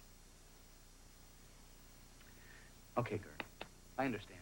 If you change your mind, let me know. I will. Wally, thanks. I wonder when those guys went fishing. What do you say, Mom? Dad's a lovable old rogue. Let's say we give him another chance. The sink stopped up. Well, maybe one dinner wouldn't hurt. Mom, you won't regret this. Cut it out, Phoebe. You're so jealous. You guys get that big lecture about being on our best behavior tonight? Yeah, Dad even checked to make sure I match my socks. They must really want to get rid of Mr. Haskell. Hey! Why aren't you kids wearing ties? What do you think this is, a hayride? Oh, hi, kids. Eddie? Mrs. Cleaver, I was just commending the boys on their wardrobe selection. You don't look too bad yourself, Eddie. Oh, well, it's a big night for me. How come you didn't dress up? Eddie, your wife's coming over, not mine. Right. I'm sorry. I guess I'm just a little nervous. Oh, you don't have to be, Eddie. We're all pulling for you. I have no idea how hard we're all pulling for you. That's her, Beaver. I don't want to appear too anxious. Let her sweat it out a few minutes. Good evening, sir. Son. Son, look at you. You've grown since I've last seen you. Oh, come on, sir. It's scientifically Gert. Hi, Eddie. Hi, Gert. My, that's a A lovely dress you're wearing. Thank you, Eddie. Good to see you, too. Then you'll take me back. Don't push it. Hi, Gert. Hi. Come on in. Ready? Everything's ready. Hi, Gert.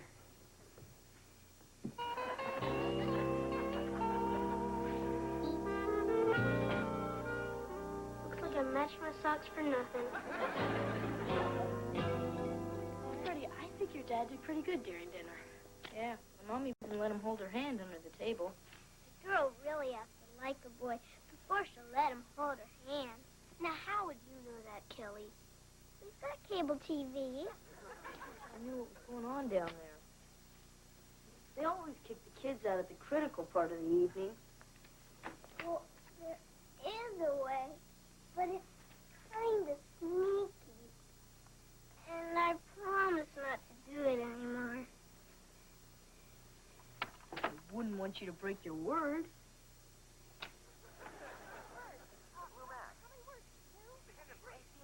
Big crap. No, they're just playing charades. The Blue Max. How many words? 2? Hey, wait a minute. AC Lion. Superman. It's a flying thing. It's, No, McHale's Navy joins the Air Force. No. No, airplane. 45 seconds. That was a wonderful guess, Pookie. Oh, you're up next. Come on, your turn. Isn't she wonderful? All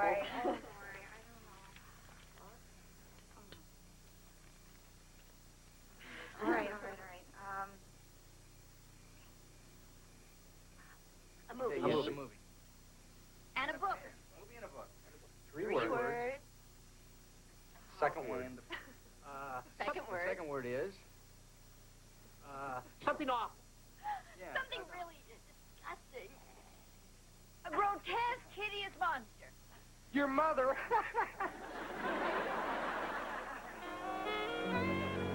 Gert? Gert?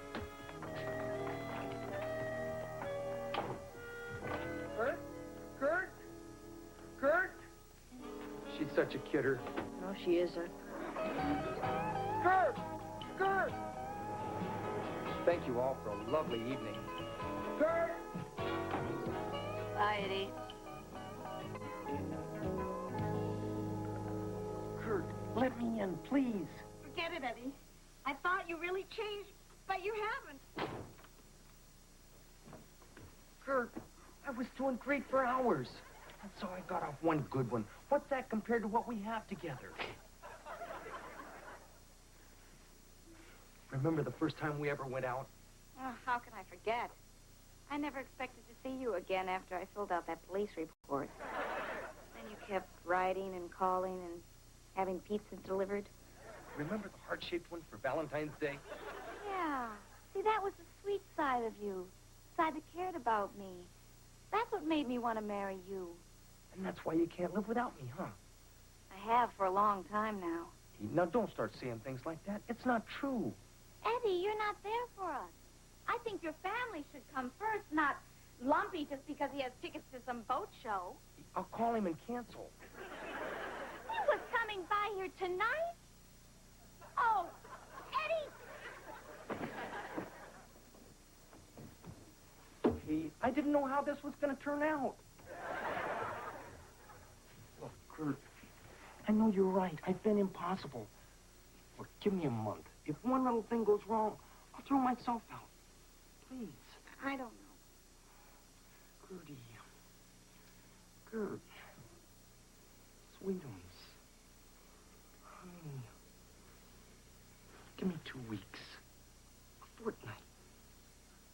How long is a fortnight? It doesn't matter. You've got to give me a chance. Oh, Eddie.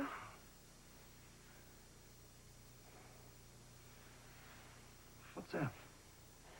It's our new couch. Oh, how about that? Our new couch. Sure brightens up the room. Go ahead, try it. No, not tonight. I just want to stand here and look at it for a while. You know me. I never even held Freddie for 6, 7 months after he was born. Oh, come on, you're being silly. Hey, pretty comfy.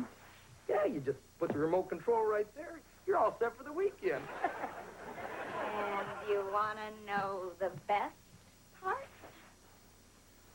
You didn't sell the waterbed, did you? Never. This couch was reduced to $700. $700 for this slab of cement? Oh, so now it's a slab of cement. What happened to the guy who was begging for another chance? He just found out his wife blew the down payment on his Winnebago. Ed, you are the most selfish man who's ever lived. That's it, Gertrude. I thought I could be a different person for you, but I can't. This is the way I am, and if you don't like it, then I'm saddling up for good. Happy trails, Eddie. That's it, Gertrude. I'm leaving. I'm opening the door.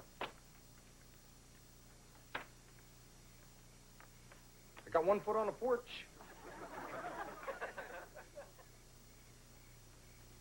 I'm closing the door for the last time.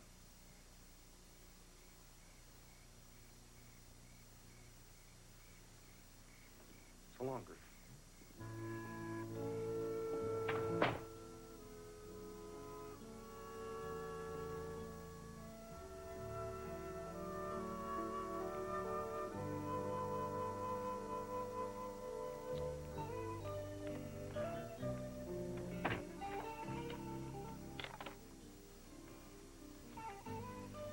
You're really not coming after me, are you?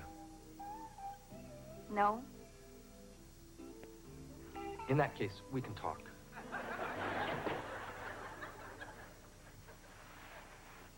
While I was outside, I had time to do a lot of thinking about what you said. And there might be something to it. Might be? I'm not promising you a personality transplant, but I guess I could spend a lot more time with you and Freddie and what's-his-name in military school. You'd all like that. And once in a while, you could buy something special for yourself, within reason. How about the couch? Can it be returned? All sales final. It's yours. Hey, Eddie, how about it? Are we going to the boat show or not? Eddie! Hey, what are you doing?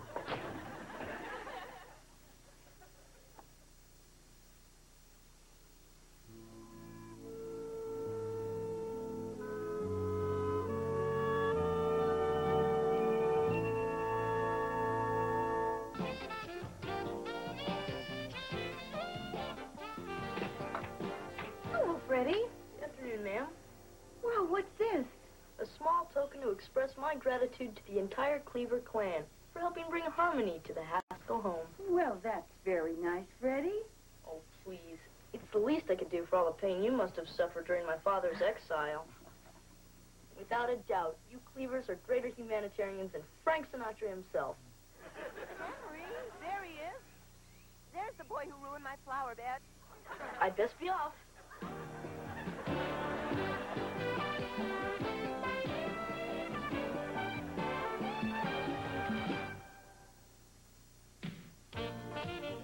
Take care of yourself and your family with a show that puts parenting in perspective.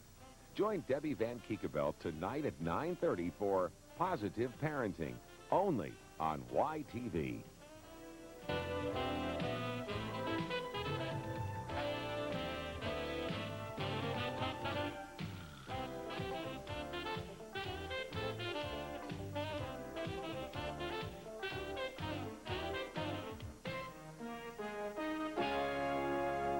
A Quintex production. To Beaver. Suddenly I feel so elegant. Could I try them on? Oh, no, honey, not these. These are Grandma's anniversary pearls. Suddenly I feel so elegant. Your mother's pearls are missing. That's impossible. Pearls don't just disappear.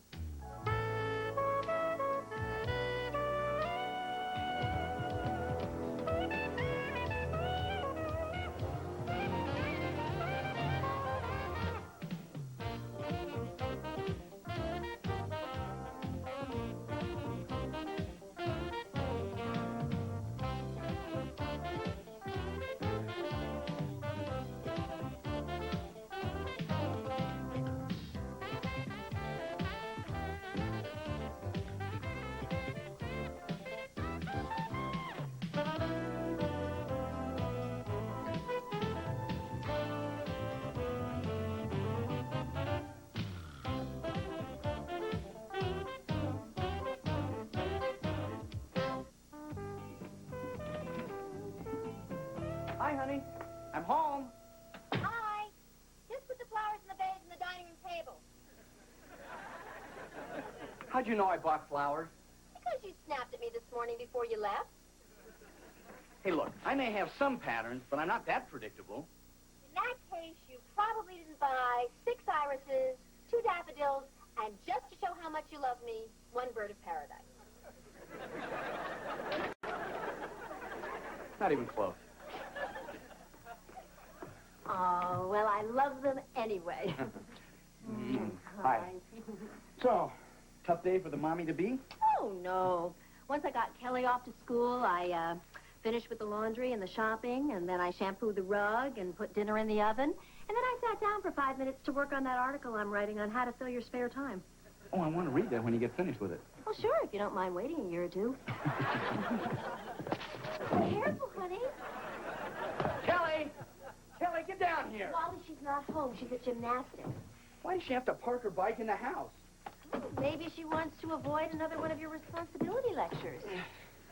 Oh, honey, it's her first new bike. Yeah, well, I know this bike means a lot to her, but don't you think chaining it to the living room is a little bit extreme? Oh, you're one to talk. Remember when you bought your Corvette, you practically wanted to sleep with it. In it, not with it. Why, there he is. You know what? Oh, you look great today. Okay, Luffy, you go ahead and tell him. No, you tell him. No, you go ahead. No, you. Come on, Luffy, go ahead. No, you. He's your brother. No, go ahead, you tell him. Now, wait a minute. What did you guys do? Hit my car? Better. What would you say if I told you that you had been named Mayfield Chamber of Commerce Man of the Year? Me? Man of the Year? With your name engraved on a plaque at the City Hall snack bar. Not to mention a year's free dry cleaning at Barney's. Did you hear that, honey? They've chosen me Man of the Year. That's wonderful. So proud of you. But I could have sworn we'd just gotten an invitation to go to that awards banquet honoring Phil Davenport as Man of the Year. Well, actually, Mary Ellen, Phil can't accept the award due to a technicality. Yeah, technically he's dead. Well, look, Wally, if it makes any difference, we're on the selection committee. And you ran Phil a very close second, even when he was alive. Come on, guys, I couldn't accept that award. Everybody's coming to honor him. It's time you took your rightful place in the community. And it's good for business. And you're desperate for a replacement. Exactly. You know, we've only got a couple days. I tell you what, I'll think about it. Great. But I have to know now if you want the chicken or the fish. I'll have whatever Phil ordered. He would have wanted it that way.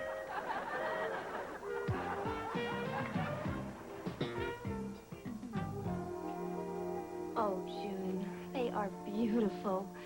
But I just couldn't wear them. Why not? Well, because Ward gave them to you for your 25th anniversary. You can't just let anyone wear them. Mariella, you're not just anyone. They are wonderful. Maybe tonight at the banquet, people will come up to me and say, "Oh, what lovely pearls." Instead of, "Oh, I know a good diet."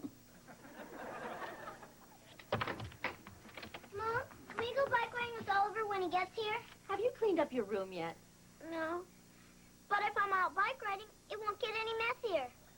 Okay, you can clean it up later. But remember, be back in time to dress for the banquet. Thanks, Mom. Mrs. Cleaver, those pearls make you look almost like a movie star. Oh, I told you, Mary Ellen. Pearls bring out the best in a woman. It's amazing. Suddenly I feel so elegant. Can I try them on? Oh, no, honey, not these. These are Grandma's anniversary pearls. If anything happened to these, I'd never forgive myself. Here, let me help you. There you go. Mrs. Cleaver, you aren't going to wear those shoes, are you? No, Peggy, I just thought I'd throw them out at the end of the day. That must be the dry cleaners. Wally's left his tuxedo till the last minute. Too bad the free dry cleaning doesn't start till tomorrow. They're gone. Let's try them on. I better not. You heard what my mom said. You know, she said you couldn't wear them. But She didn't say anything about holding them up to your neck. No, I guess she didn't.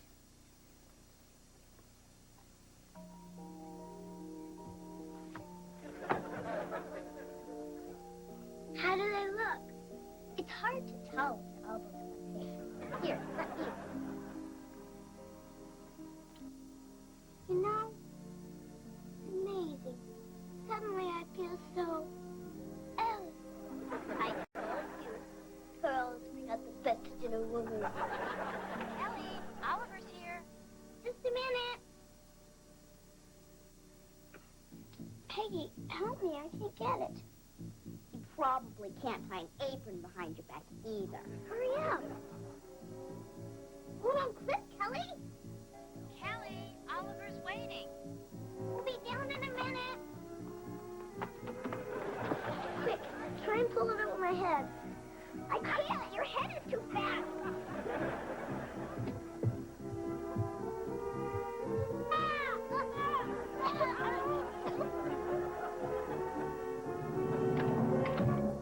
What were you two doing up here? We were trying on each other's clothes. Oh, isn't that cute? You're wearing Peggy's top, and I'm wearing your grandma's pearls. And I'm wearing Kip's underpants. But don't tell him.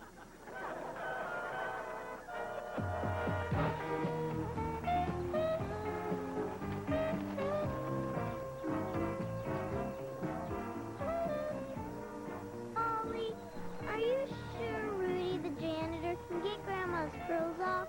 Sure. He can open anything. He's the one that got me out when I was stuck in the rabbit's cage. What were you doing there in the first place? Freddie Haskell bet me I couldn't fit in with the door closed. I sure showed him. Sure did. Ollie, I gotta stop a second. Peggy's sweatshirt's too hot.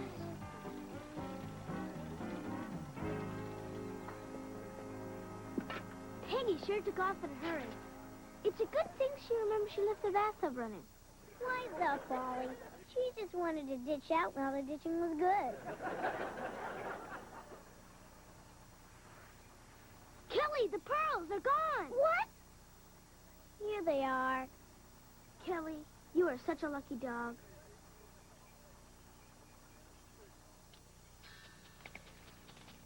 Stop those pearls! Come on, let's get him.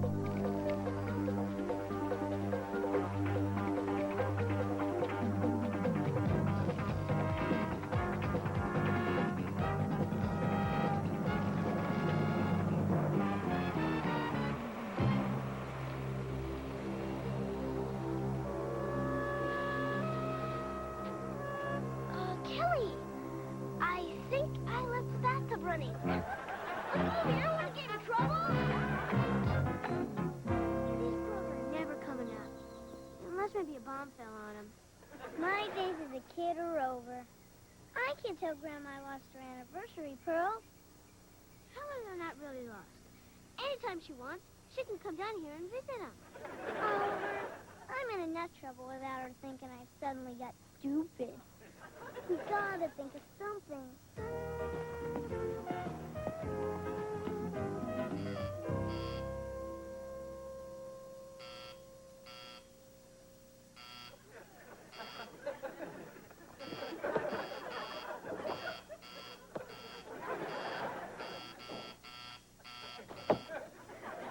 Oh, come on. When I grow up, I'm gonna get one of those for my room.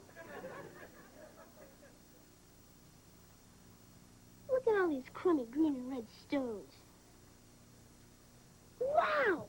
A gold Mickey Mouse watch. Now that's beautiful. Children, hands off the glass. Oh, sorry. Are you perhaps shopping for an engagement ring? Heck no. We don't even like each other all the time. Oh, pity. And then why have you singled me out among all the other merchants in the street? We want to buy some pearls. For decorative reasons, or are you disgustingly rich kids who just want to play marbles with them?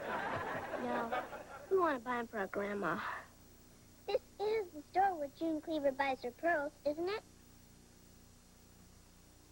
You Are June Cleaver's grandchildren?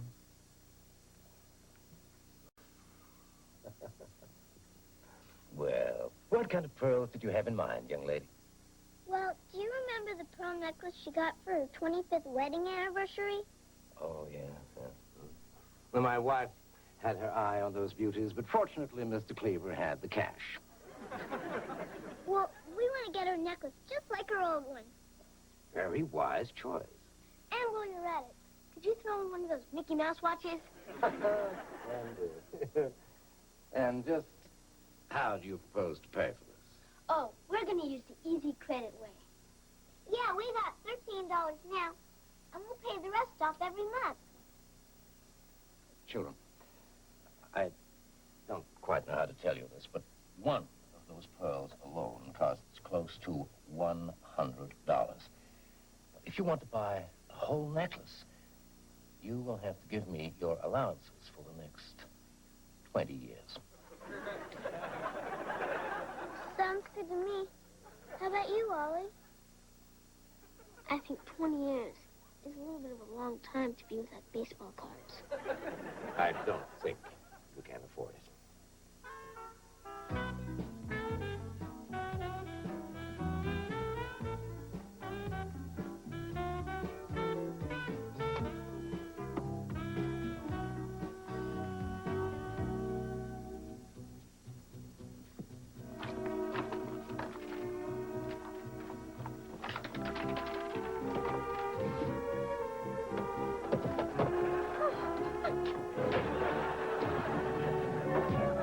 And although the United States wasn't the first country to put a man in space, we are still the greatest nation in the world.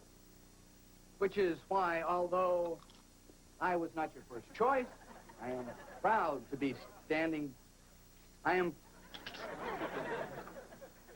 Kip, that's really annoying. You're supposed to be helping me with my speech. I'm sorry. But you better get used to it. Everybody will be eating during your speech tonight. What do you think? How's it so far? Oh, it's pretty good. I just wouldn't start off with that joke about the mayor's wife. Never should have listened to Eddie. Well, I won't be needing me anymore. I'll be getting dressed. So far, I've only found 2 pieces of my 3-piece suit. Thank you very much. Thank you. I am proud to be standing before you tonight. And I wish I had a good joke to open with. Wally, now, I don't want you to panic, but I have something to tell you that might throw you off a little bit tonight. Bill Davenport's still alive? Honey, I wish it were that simple. Wally, your mother's pearls are missing. That's impossible. Pearls don't just disappear. Honey, no, they're gone. I've looked everywhere. I looked in the drawers, the shelves. I even looked in the toilet tank. What'd you look in the toilet tank for? I'm desperate. All right, don't panic. Just try to think about what you did today. Well, after your mother left, I hung up my dress, and then I vacuumed the floor.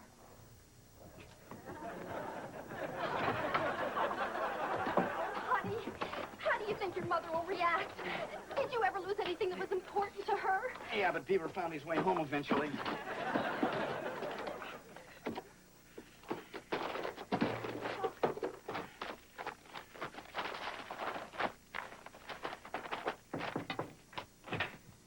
Wally, you got an extra set of cufflinks? These staples keep popping out. Not now, Beaver.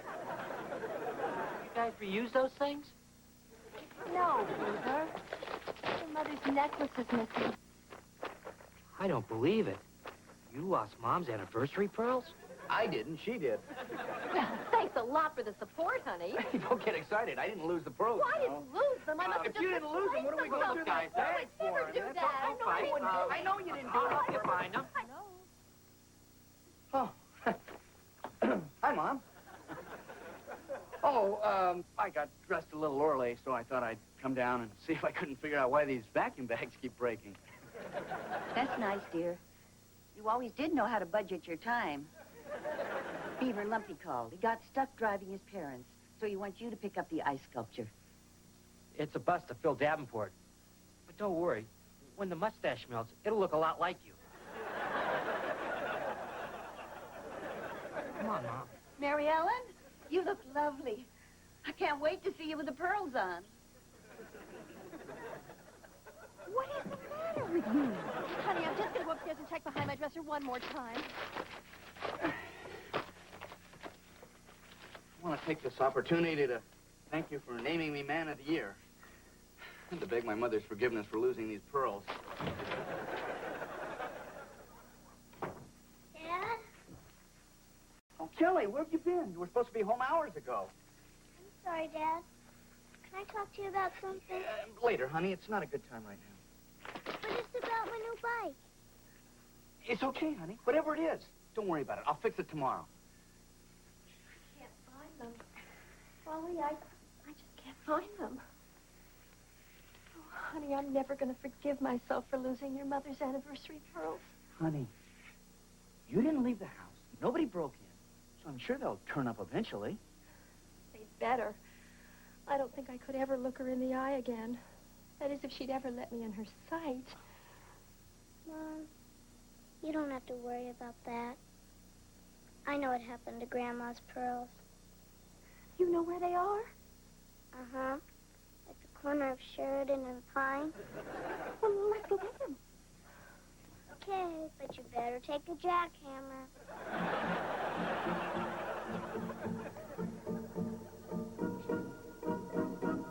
When we got to the bottom of the hill, a steamroller came along and scrunched him into the pavement.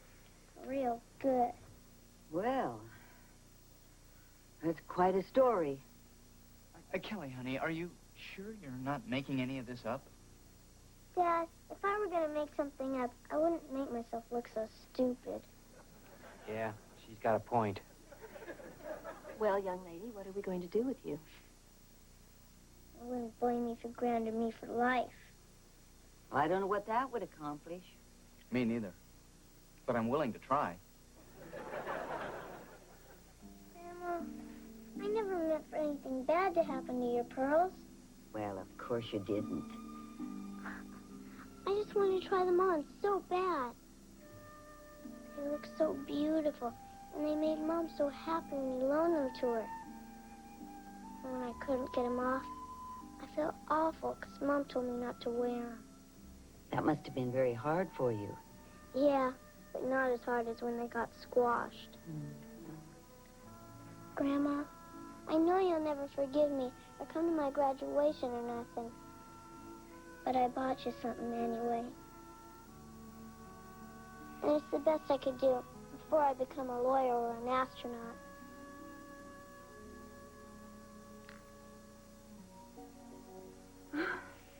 What? The man in the jewelry store said it's the same kind as your necklace. It's beautiful. Kelly, where did you get the money to buy that pearl? I sold my bike to Melissa Hensler. Uh-oh. Well, but honey, that was your birthday present. The bike was expensive. I used that line on Melissa, but she still wouldn't cough up any more money.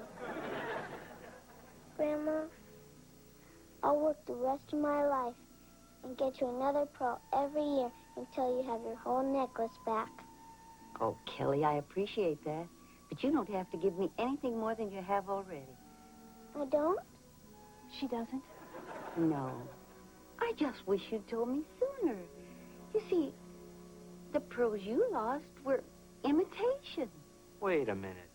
Dad gave you fakes? Well, no. The real ones are in a safety deposit box. You see, I had them copied. I wanted to enjoy them without having to worry about losing them or having them stolen. But this is a real one, and I'll treasure it always. Oh, Grandma, I felt so bad. Oh, darling. I know.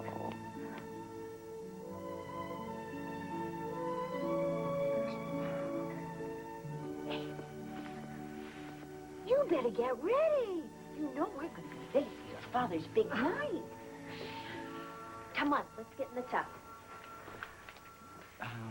Mom, I still feel a little funny about this. I mean, isn't she getting off just a little bit easy? She still did something wrong. Oh, Wally, she knows that. And what she went through to get me this pearl taught her more than any punishment you could ever think of. She's a very special girl.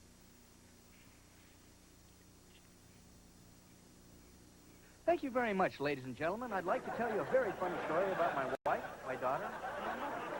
How about that, Mom?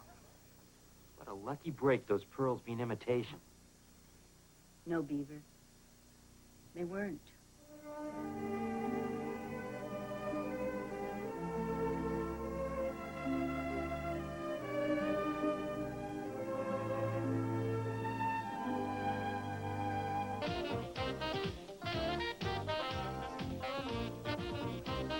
Funny guy Ron Oliver brings you the latest news, shaking down the nation for strange new things and rattling celebrity cages on The Ron Oliver Show, Sunday nights at 9, here on YTV.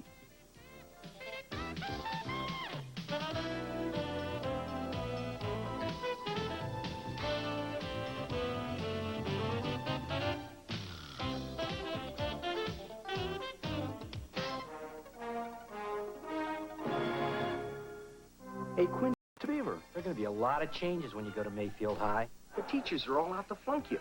Because if they don't meet their quota, they don't get paid. I'm gonna miss you, buddy. Yeah, I'll miss you too. Hey, excuse me, young lady.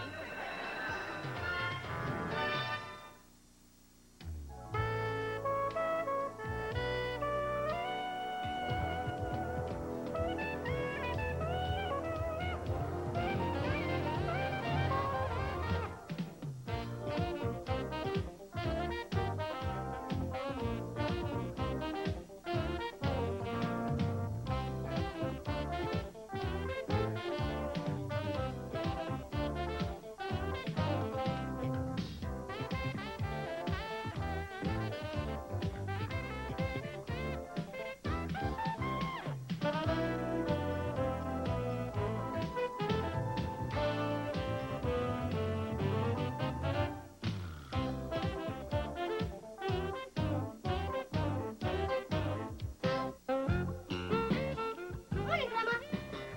Oh, boy, pancakes. Good morning. Where's Kip? He's still combing his hair, but he won't be down for a while. He was just changing hands when I left. I woke up and he was washing his shoelaces. To think just a couple of years ago we had to hold him down to scrub his neck. I think it's sweet that he wants to look nice for his first day of high school. Dad, when I'm Kip's age, is it okay if I dress like a pig as long as I get good grades? Sure. Einstein was no snappy dresser. Good morning, everybody. Well, don't you look nice? Oh, this? I just grabbed the first thing I found in the drawer. Come on, sit down. Breakfast is all ready. Oh, Grandma, I'd better not eat. I got first period gym, and I may have to hang upside down from the rings. If you're going to hang upside down, how come you spend so much time combing your hair? Maybe Kip wants to make a good first impression. Why is he wearing that shirt? Oliver, you'll understand when you get to high school. There are going to be a lot of changes when you go to Mayfield High. A different teacher for every class. A lot more students. And they even have a coach who isn't somebody's father. Which reminds me, Dad, I need you to sign this permission form so I can try out for soccer. My pleasure. With your talent, I'm surprised they're even making you try out. I'm sure it's just a formality. Oh, Grandma, there's a lot more competition there. I'll be lucky if I make the starting team. I'm just proud you're trying out. When I first went to high school, I had trouble just keeping track of my class schedule. I finally had to sew it inside his cap.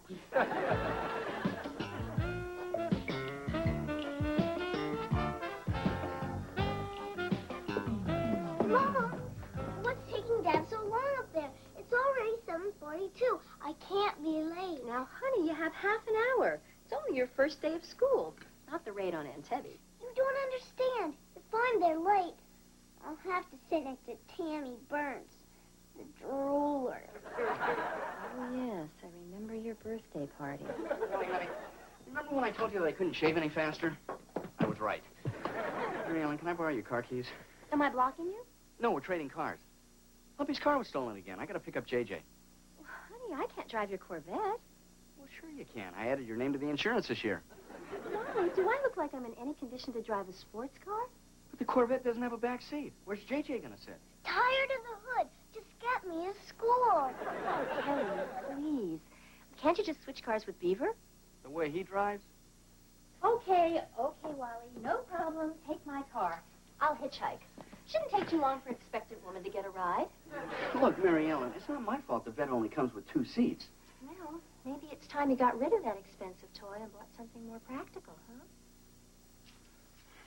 Forget it. I'll switch with Mom. At least she doesn't ride the clutch like Beaver does. Sitting next to the drooler won't be so bad. I'll just wear a raincoat every day.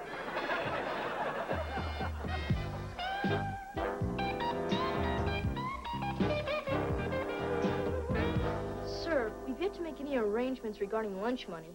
Don't worry, son. A client's taking me out. I'm relieved, sir.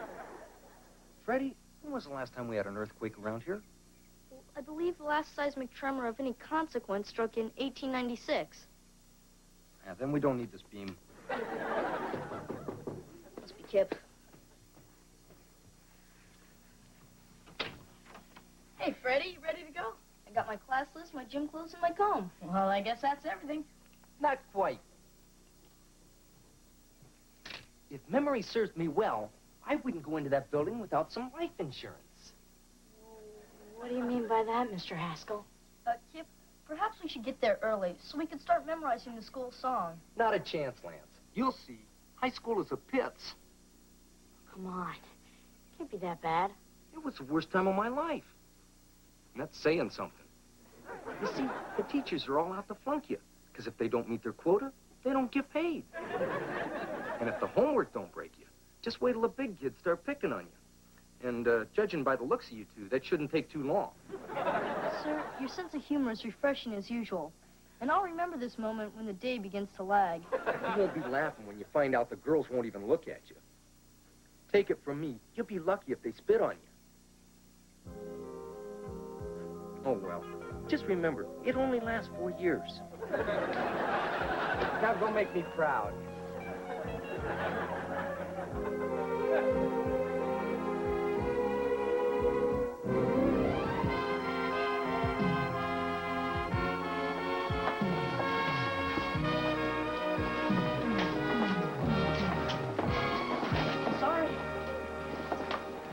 Suddenly, I wish I was Dennis Kowalski. The guy who got left back? Exactly. Come on, snap out of it, guy. This is a great place. If you get a permission slip, they let you go off campus for lunch. Hey, that sounds pretty good. And look how tall the drinking fountains are. And they have payphones, so you can make crank calls between classes. I'm telling you, This place could be paradise. maybe so. Maybe so.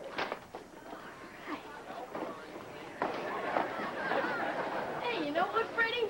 I think we're starting to fit in. Sure. I'm telling you, there's nothing to it. We're gonna be okay here. As long as we stick together. Sure, Sam. We're a team. Yeah. Well, here it is, in 114, our homeroom. No, we're in 132. I guess they gave us different homerooms. Well, that's not fair. How could they do that to us? Well, obviously they assign homerooms by good looks. And you didn't make the cut. No, don't worry. I'm sure we have some classes together. Just one. History. What a shame. I already planned to ditch that one most of the year. I'm gonna miss you, buddy. Yeah, I'll miss you too. Excuse me, young lady. Allow me to examine your desk so you won't be frightened by any offensive graffiti.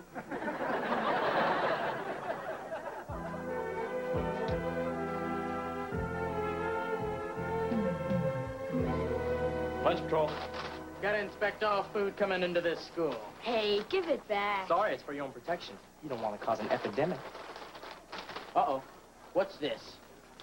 Tuna. And chocolate chip cookies. I better get this stuff right to the lab. Oh, come on, guys. Lay off. Hey, we'd like to, but you got some illegal stuff there, fella. We'll probably let you off easy and not report you this time. Hey, you bring your lunch to school every day? Yeah? Good.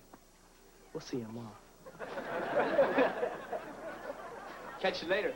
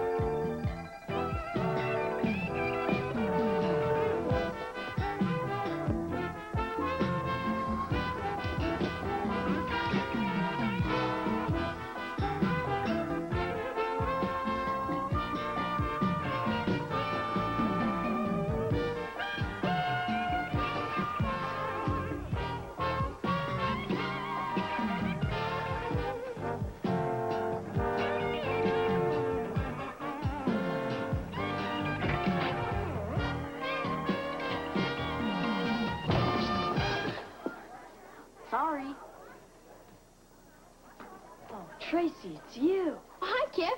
Am I glad to see a friendly face. I almost didn't recognize you. You've grown so much since June. Oh, yeah. I can see everything in back of the freezer now. Well, I got your letters from camp. Did you finally end up swimming across the lake? Well, I would have. But on my last day, I had to stop and rescue these guys in an overturned canoe. Oh, wow. Let's see, I got fourth period lunch. How about you? Yeah, me too.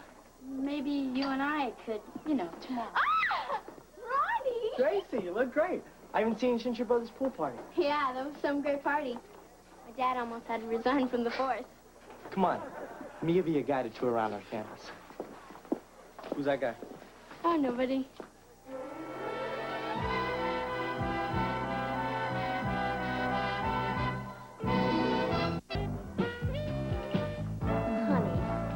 Look at this station wagon.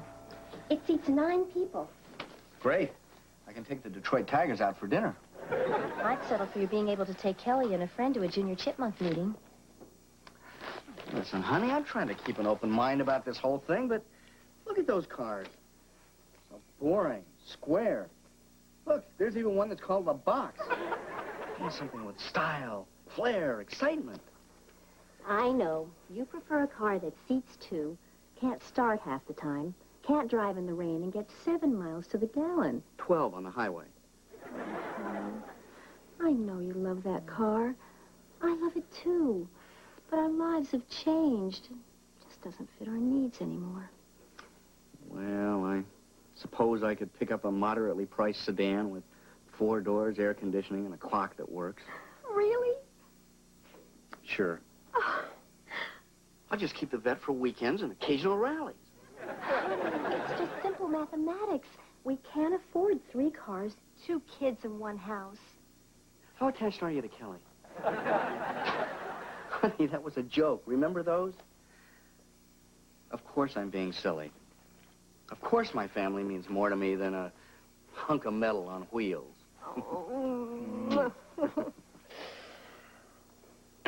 But maybe we should wait till next year's models come out.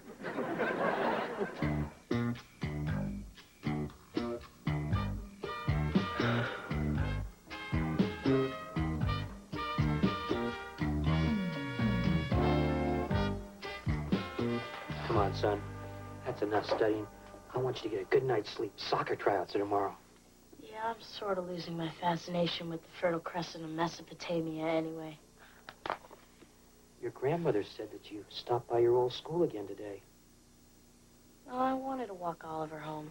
I think he's having a tough time without me around.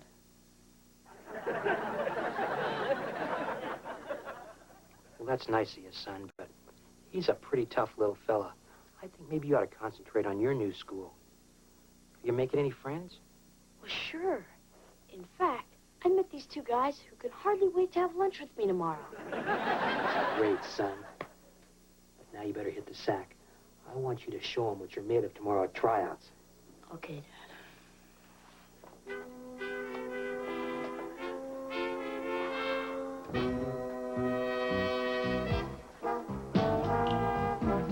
¿Qué pasa, Pele? Oh, nothing much, Freddie. Hey, want to try out for soccer with me? No time for that sweaty kid stuff. I'm on my way to computer club. We tied into the computer at Mayfield Savings and found out how much everybody has in the bank. You better make something of yourself, Kip, because there ain't much of an inheritance coming your way.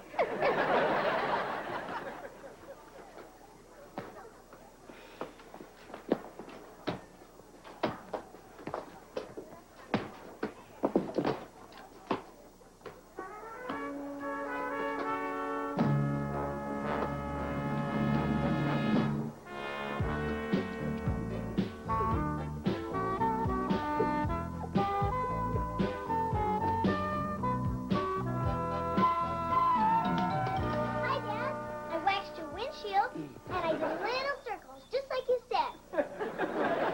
Hey, honey, how did you reach the windshield? Oh, it was easy. I stood on the hood. Well, you do good work, honey, but, I'll tell you what we really need. You want me to wax the seat? No, I was thinking more like maybe some ice-cold lemonade. Oh, I get it. I didn't do a good job. Oh, honey, you did a perfect job. It's just that I feel a little nervous about letting a perfect stranger test drive my car. Oh, I understand, Dad. I felt the same way the night JJ slept over and she borrowed my toothbrush.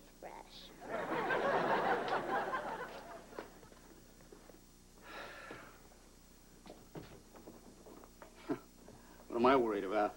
But nobody even sees the ad. Hey, Cleaver, saw your ad. How come you're selling your car? You need some cash to bribe a judge? Look at Eddie, I'm not in a very good mood right now. Yeah, that was a cheap shot. It's not my fault you're afraid to stand up to your wife. Look, I've got a growing family. This car just isn't practical anymore. Well, where's your sense of priorities? If you sell a vet, how are we going to cruise Main Street on Thursday nights? Eddie, we haven't cruised Main Street in 20 years. And now, thanks to you, we'll never be able to again. Look, you think this is easy for me?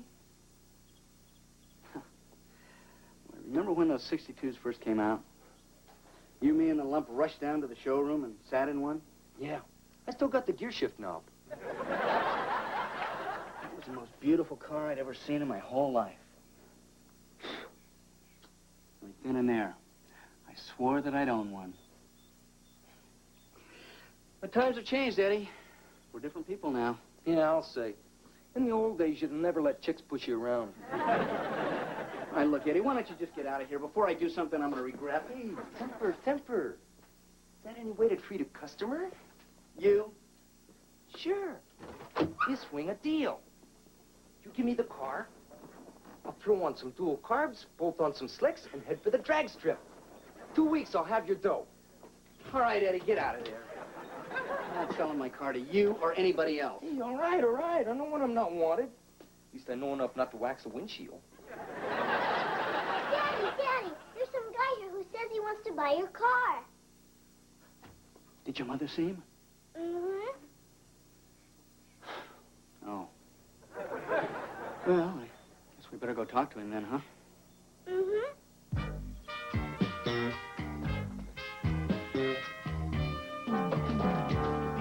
There's a kid out there and he's serious. He wants to buy my car. What'll I do? Well, if you pretend like you don't want to sell it, you can drive the price up. But I don't want to sell it. Hey, that's very convincing. Keep that up and you'll make a killing. Beaver, I don't want to make a killing. I just want to keep my car. Yeah, and I want Oliver to chew his food before he swallows it. That's life. Beaver, you don't understand. When I was in high school, I had two dreams. One was to own a Corvette, and the other was to marry a beautiful blonde. Now the beautiful blonde wants me to sell the Corvette. You can forget about dreams. When the new baby comes, you won't even have time to sleep. Look at that guy out there, sitting in my car. Huh. Bet he couldn't be older than 25 years old. Well, you know, there's only one way a kid like that gets that kind of money, and I am not going to be party to it. Wally, you and I are brothers, and we can say things in an honest and sensitive way that other people couldn't even express to one another. You're acting like a real baby. I am not. Or two. I am not. Okay, so I have a boyish quality. Isn't that what people like about Johnny Carson? As I remember, Mr. Carson has been married several times. Dad, Grandma, where do you see Kip? Kip! What happened? Kip, are you all right? What's the matter? It's nothing. I guess I was in such a hurry to get to soccer trounced. I tripped coming down the stairs. Pretty stupid, huh? No! Really stupid. Go get an ice bag, will you? Okay. But promise to call me if he starts passing out. I'll be the first to know. Come on, let's get the weight off that ankle. Thanks.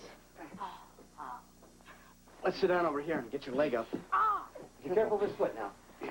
I'm going to call Dr. Harris.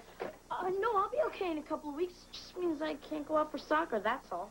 We don't take any chances with things like this. Oh, Grandma, don't bother Dr. Harris. He's probably right in the middle of transplanting some livers or something. Kip, I know you don't like to go to the doctor, but if you don't get this checked, it might get worse. You might end up missing the whole season. But it's beginning to feel better already, really. Come on, Kip, you want it to heal properly, don't you? This is June Cleaver calling. Could I speak to Dr. Harris, please? Okay, fine. I made the whole thing up. See? My leg's fine. Dr. Harris? I was just calling to tell you how beautifully my wrist healed. Yes, I know it was 7 years ago, but I did want to thank you again. Bye. I suppose you have an explanation for this. Sorta. Well, son? Oh, you want to hear it too? Kip. Well, you see, I got to the gym, and I was ready to go in. You wouldn't understand. Try us. I don't even understand. I guess I'm just not good enough for the team. How would you know if you didn't even try out? It's the same with everything in high school. The older kids get to do everything. We're just there to make them feel like big shots. Boy, I wish I was back at Grand Avenue. Grand Avenue? First day you went there, I practically had to drag you into the classroom. All you wanted was to go back to your old school. But after the first couple of weeks, you were having the time of your life. Kip, it's only natural to want to hang on to the things that make you feel secure. But, like your father just reminded me, there comes a time in your life when you have to grow up. Gotta let go of the past and move on to new challenges, whether it's trying to fit into a bigger school or a bigger car. What if I don't make it? Then you're no worse off than you are now. But if you do make it, you'll really have accomplished something. Come on, what do you say, son? Well, if I hurry, I bet you I could be there before tryouts are over. Hey, that's great. I'll take you. I've got some great excuses for being late. Hey, wait a second. You don't want to forget these. Thanks, Uncle Wally. Hi, Mary. Hi, Wally, I've stalled that kid with lemonade, pretzels, and cookies. Now, are you going to show him the car, or am I going to set another place at the dinner table? I'm ready, Mary Ellen. It's time for me to get rid of that gas guzzler and get something else. So, what do you think's a fair asking price? 50, 60,000? Another joke, right?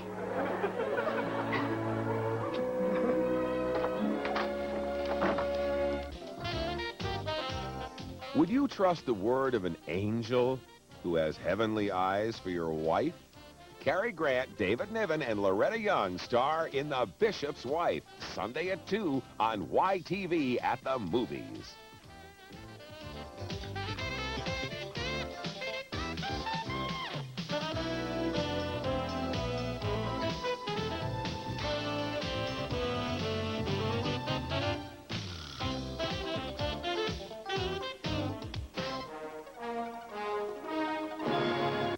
Leave it to Beaver. Balloons are dumb things kids have at their birthday parties.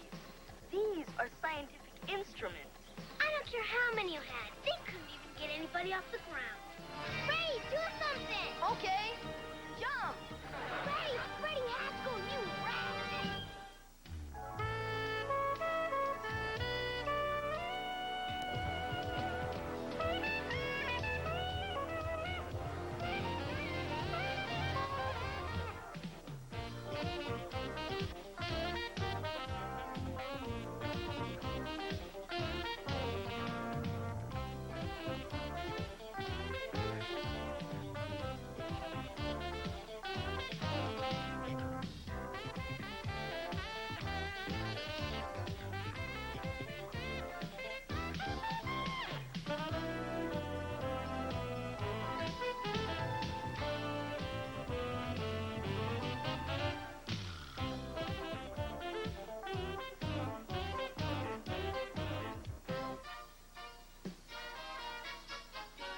To Rodani Batu, care of Pen Pals International, United Nations Plaza, New York, New York.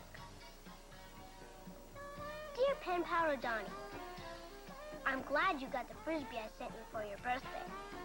I think it's really neat you taught your hippo to catch it in his teeth.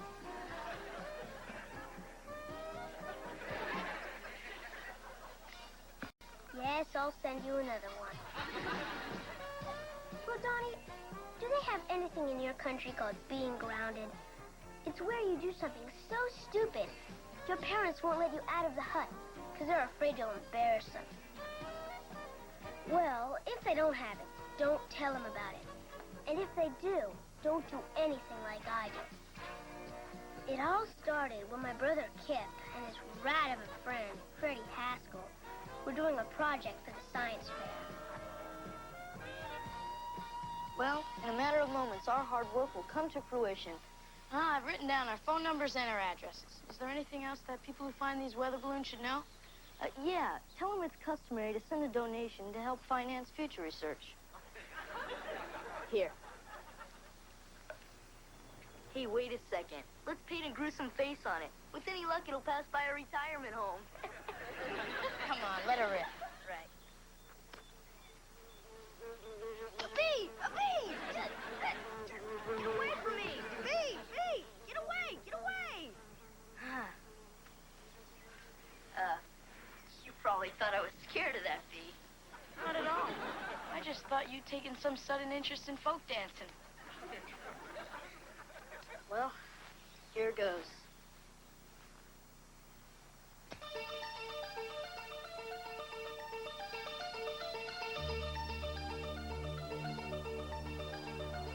Look out, the bee's back! I'm kidding. There's no bee. I found it, Mom. See? Told you all that stuff was in the attic. It was in the basement. Well, I knew it was in some dark, dusty place. I still think you should hire a professional painter. Are you kidding, those pirates? You know how much they want to paint one room? More than it costs to build it. Well, just be careful. Remember what happened when you painted that birdhouse? Yeah, I never thought a blue jay could knock over a ladder. Oh, hi, Grandma. Oliver just showed up. I wanted to see if you were in a good mood. Why? You better see for yourself. Oh, don't touch him, honey. Remember those plants in your neighborhood that eat people? Well, we got something worse called poison ivy. You get to live, but it ain't worth it. It itches, it itches. Well, it wouldn't itch if you hadn't gone to Milligan's Ravine. I didn't go to the ravine. We went to a 3D movie. It was an adventure story, and the hero fell into a forest with poison ivy. The 3D was so realistic that it jumped out at us, and we all got poison ivy. I have a good imagination.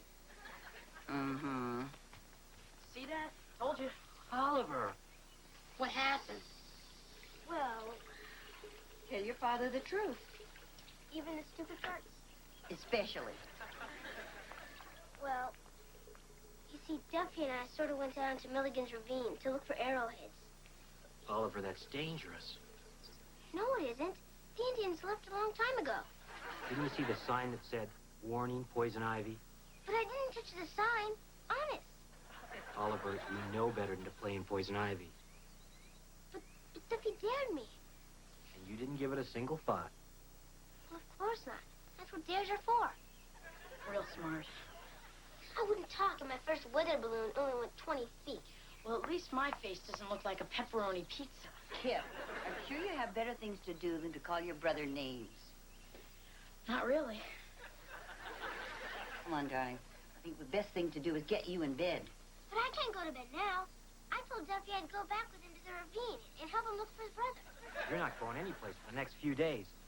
Poison ivy can be contagious. Other people can catch it just by touching you. You're not going to leave this house until the doctor says it's okay. And while you're up here, you can think about why you get talked into doing such stupid things.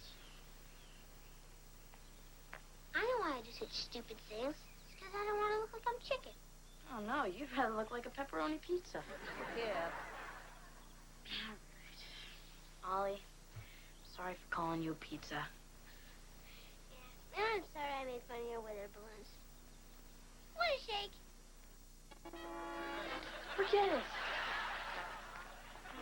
You get some rest, sweetheart. Keep your hands off your rashes. I said don't scratch. Boy, Rodani, talk about bad breaks. I was stuck in the house for 3 whole days. You don't know how lucky you are. You don't have to watch daytime TV. I thought I'd go crazy. The only good part is I learned how to play chess and juggle real good. The doctor said I wasn't supposed to go out for another day. But sometimes a guy just can't help himself. Like that time your medicine man told you to leave the leeches on for 3 days and you didn't. You just go pick pick up the pizza. I'll be right back. Stay out of the house. Huh, Freddie?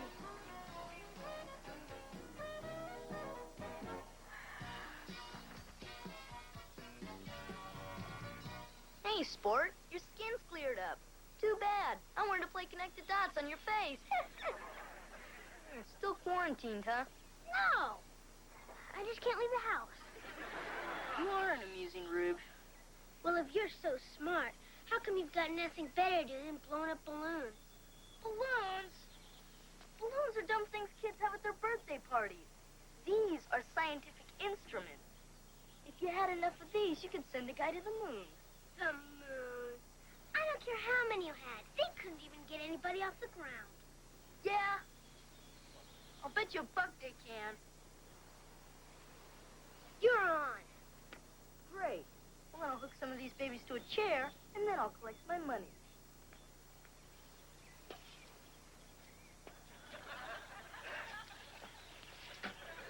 So how's the moon, huh, Betty? I told you couldn't lift anybody. Hey, I weigh a good 20 handsome pounds more than you. Come on, hop on. No way. Well, then you owe me $1. How come? Because you and I both know these balloons will lift you. Would not. Well, then you have nothing to be scared of. I already ain't scared of nothing. Then sit in a chair. I dare you. Forget it. I double dare you. Chicken, chicken. You're a chicken. All right, I'll show you who's chicken.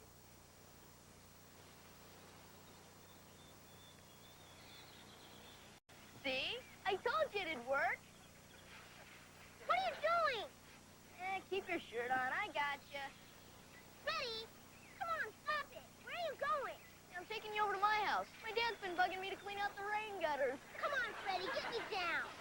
Well, all right. But you got no sense of humor. A bee! A bee! Freddie, Freddie! Freddie, get me down! Stop horsing around, kid! Quick, grab the rope! Help! Help!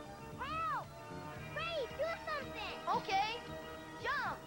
Freddie, Freddie, get me down! Help! Help! You owe me $1. Help! Help! Freddie Haskell, you rat! I was so scared flying over my house in a beach chair. Me, the guy who's afraid to sleep on top of a bunk bed. Help! Help! Help! Help! Kelly! Kelly! I can't talk right now, Oliver. I've got to clean up my room before my mom... Oliver, you get down from there. I can't. Quick, throw me a rope or something.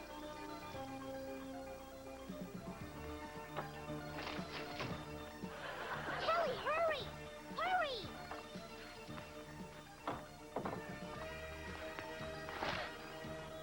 Here, catch! You're supposed to hold on from the other end! You don't have to get so mad at me. Okay, quick, let's go get some help. Right, okay, just stay right there.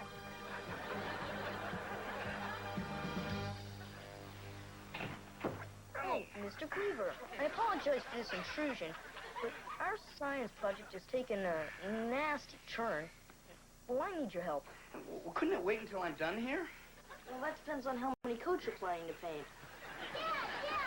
Oliver's sitting in a chair, and he's got a bunch of balloons attached to it, and he's flying. Oh, come on, honey. A bunch of balloons couldn't lift anybody off the ground. You want to bet $1? I tried to talk him out of it, but the little flyboy overpowered me. See? Ollie, what do you think you're doing up there? Get out of that chair right now! No, don't! Uncle Wally, help me! Hey, look, don't worry, Ollie. Whatever you do, don't look down. Freddie, go call somebody, quick. 10-4.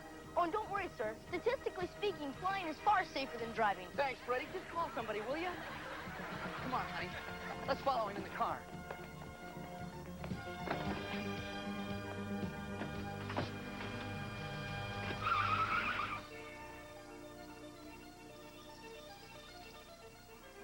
I I ever got down, I never let nobody talk me into doing nothing. Never, ever again. If I lived.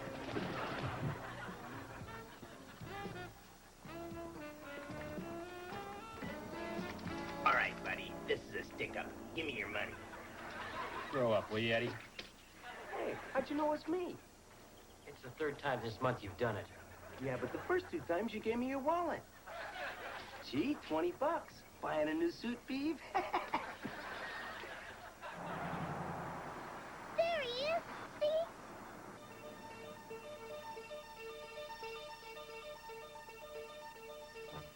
After a while, I started making up games to keep myself from being so scared. Lieutenant Cleaver to Captain Kirk. Klingon ship spotted on sensor screen. Locked photon torpedoes on target. Photon torpedoes locked. Ray shields. Red alert.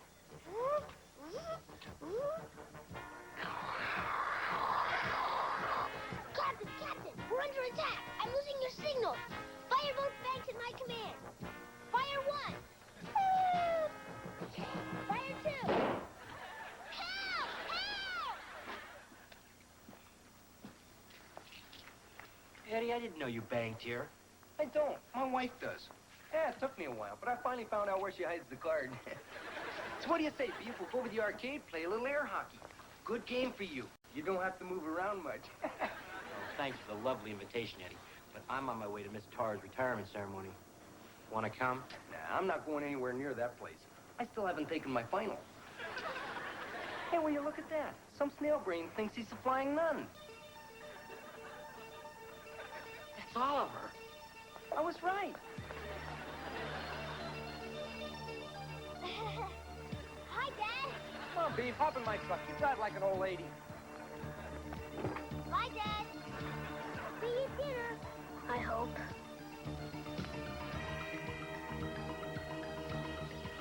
Aw, Freddie, you did it. You did. Go away. Shoot. Go. Ever since that day in 1942, when Miss Tarr started teaching her first typing class, she made accomplished typists out of 6,428 students who would otherwise have gone through life as hunters and peckers. Miss Tarr, we thank you with a capital T. Oh, Councilwoman Cleaver, this is a great honor. Why, in all my years of teaching, I never expected to see a boy flying in a lawn chair. That's my grandson.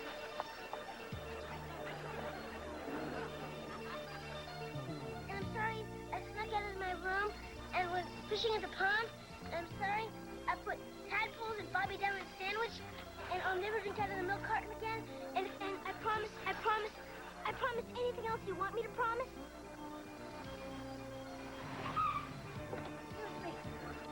Oliver! Look out for the tree! Oliver, turn right! You're blowing towards the ravine!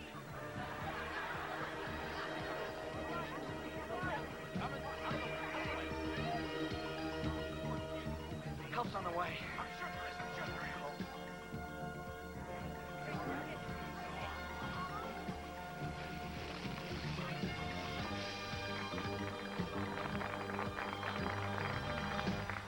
About time, Eddie. You drive slower than I do. Hey, they're sure putting up Christmas decorations early this year. Shut up, Eddie. Hang on, son. Excuse me. Don't worry, son. We'll get you down. I didn't do this on purpose, Dad. When you hear how it happened, you're gonna laugh. Really? Like father, like son.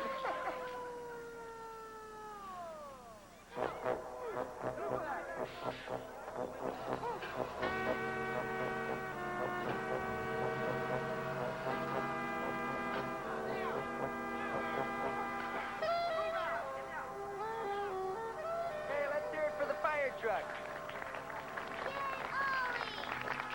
Way to go, Ollie!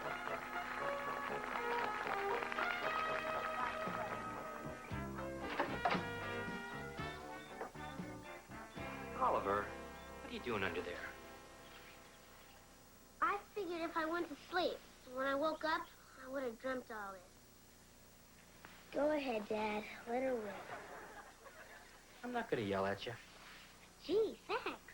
No, but we are going to have a long conversation about how you keep letting people talk you into things that you know are wrong. I'd rather get yelled at. Well, afraid you're out of luck. But, Dad, aren't you supposed to do stupid things when you're a kid so you don't do them when you're grown up? Sure. Stupid things like forgetting to clean your room, or maybe eating too much candy before you go to bed, or tying a girl's ponytail to the back of her chair. Yeah, that's a good one. I'll have to try that sometime. But not stupid things where you can get hurt. You know, you really gave us quite a scare. But, Dad, he double dared me. Oliver, that's no excuse. I thought you might be hungry. Oh, thanks, Mom. It's for Oliver. Oh, right. Oliver. Oh, Oliver.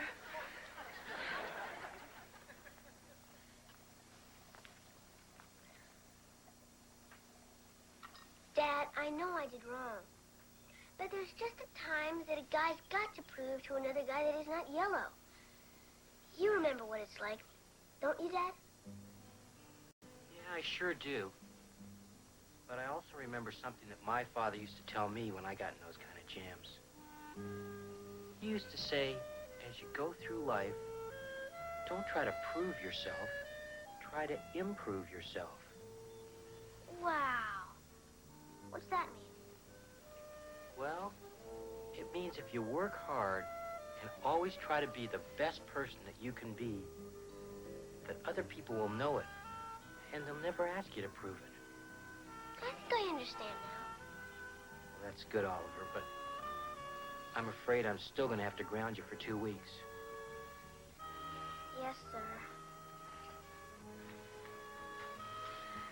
And Oliver, when I say grounded, I mean 1 foot touching the earth at all times.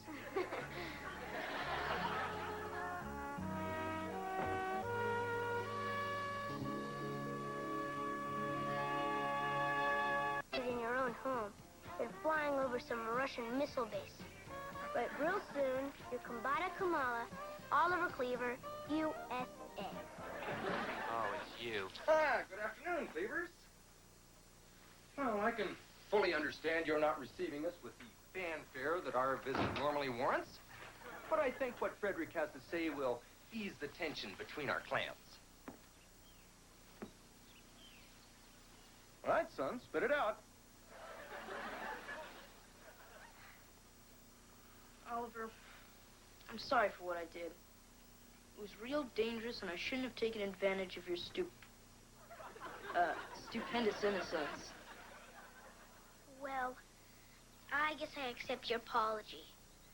As long as you promise never to do it again. Well, I can't promise, but the odds are astronomical against the same set of circumstances ever arising a second time. Better take it, son. It's more than you usually get from a Haskell. Okay. But I'm not never gonna listen to you again. No matter how much I want to. You see, son? That wasn't so hard. And just to demonstrate my sincerity, you don't have to pay the $1 you bet me. Son, you mean to tell me you had $1 riding on this? Yes, sir. Haven't I taught you anything at all? When you have a sure thing, you bet the limit. Bye. Now start walking. I don't even want you in my truck.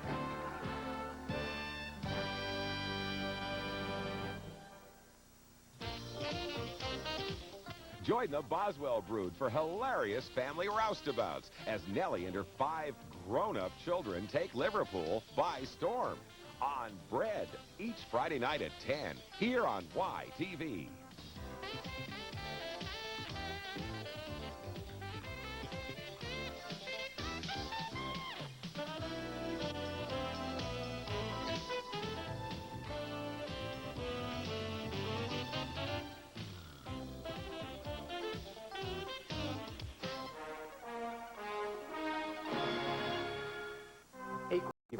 Beaver is going out with Violet Rutherford?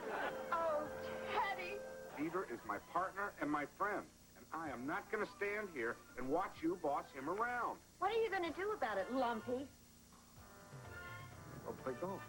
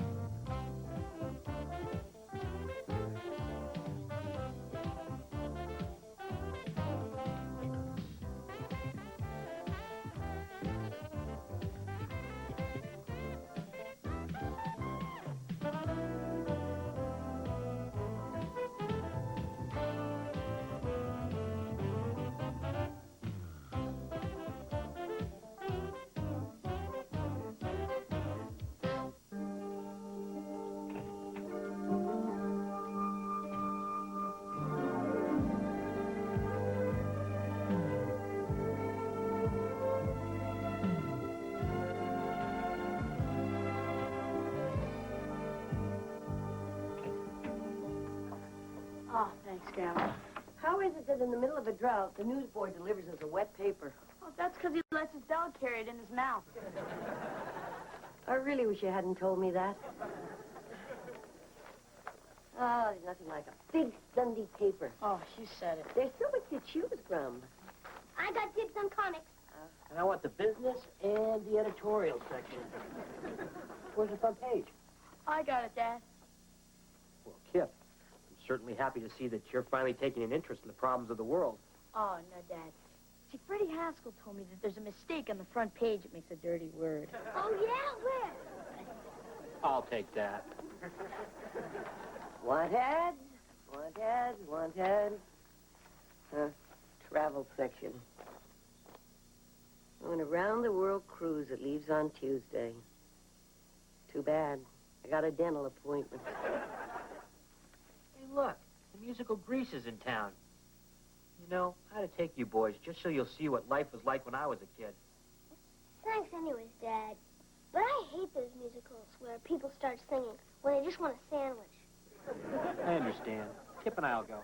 Sorry, Dad. I already have tickets. I'm taking Lynn. Hey, she hasn't given me the money for her ticket yet. I guess it's just you and me, Mom.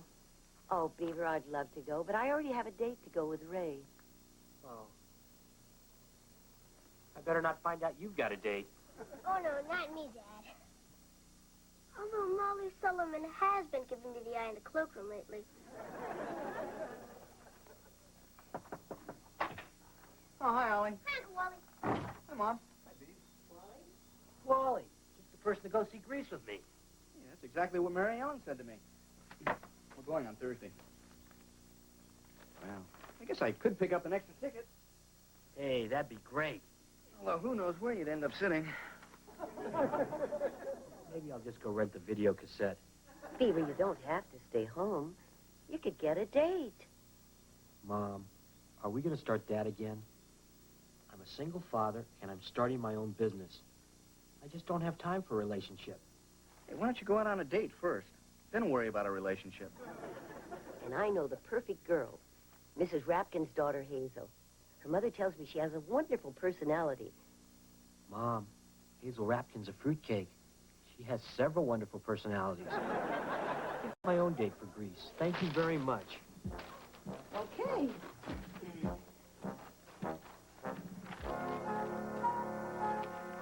Hey, Mom. Does this say what I think it says? My goodness. Oh, Mr. Cleaver, I've got a workman putting a refrigerator in the office across the hall. Is there anything you need? Oh, well, I'd like a refrigerator, too. Fine. They're only about $700. Bobby, wait a minute. Come to think of it, I don't really need...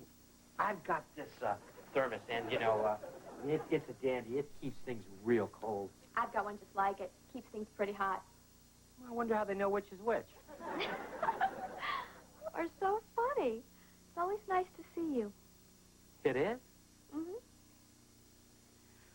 Well, you know, I was Well, I was kind of wondering... Here's your water, Mr. Cleaver. Oh. Hi, Bobby. Hi, John. Oh, you know, somebody gave me 2 tickets to see Grease tonight. You want to go? Sure, John. I'll pick you up at 7. Make it 6. I'll fix your dinner. All right. Now, what were you wondering? Oh. Well, next month, the first falls on a Sunday. Do you want the rent on Friday or Monday? It doesn't matter. I'm easy. Bye.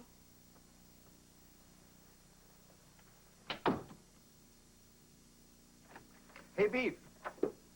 Hey, Beef. Turn that frown upside down, little buddy. I got just the thing to cheer you up. They finally found your car. Yeah, but I've got tickets to Grease. Forget it. I hate those musicals where people start singing when they just want a sandwich. That's too bad, because my sister's going to be real disappointed. Violet? And she'd like to go out with me? Yeah, I guess she'd be a refreshing change after dating all those New York hotshots. Well, don't be such a wise guy, Clarence. You know, we always liked each other.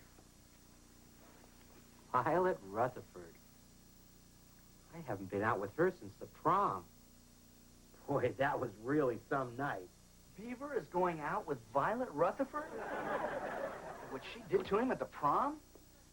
But I always thought they liked each other. Oh, yeah. 10 minutes after she got there, she dumped him for some guy with bleach blonde hair who drove a Woody. So that's why Beaver came home early and broke all his Beach Boys records. Gee, you'd think he'd have learned his lesson. No, where Violet was concerned, he always did have a blind spot. Well, people change. Not the Rutherfords. She always took advantage of him. You know, when they used to go ice skating, she would make him go out on the pond and jump up and down first. Well, she may not be the perfect match for Beaver, but it'll be good for him to go out on a date. Wouldn't kill him to do a little ice skating, either. Hi, everybody. Hi. Violet and Letitia are in the car. You ready? Oh, I'll get my purse. All right. How do I look, Clarence? Too late to do anything about it now. You look fine, Teddy. I couldn't wait. Oh, Violet. Oh, Teddy. Violet, you remember Mary Ellen, don't you? Of course. You were always the cutest couple in school. Third honk. If we don't leave right now, she's going to drive away, just like she did after our wedding. You really have a lovely place here. Oh, thank you. It just proves that if you have a little imagination, you don't need a lot of money.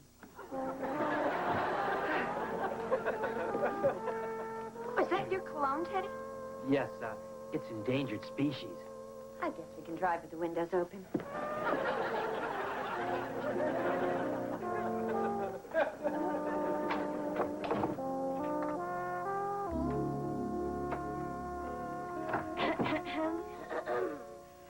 And where have you been, young man? Yeah, we have school tomorrow. Do you expect us to wait up till all hours of the night? I guess I lost track of the time. Well, you could have called, you know. How'd it go? Terrific. Great. Way to go, Dad. See you tomorrow. Good night, boys. Good night. Beaver, I didn't hear you come in.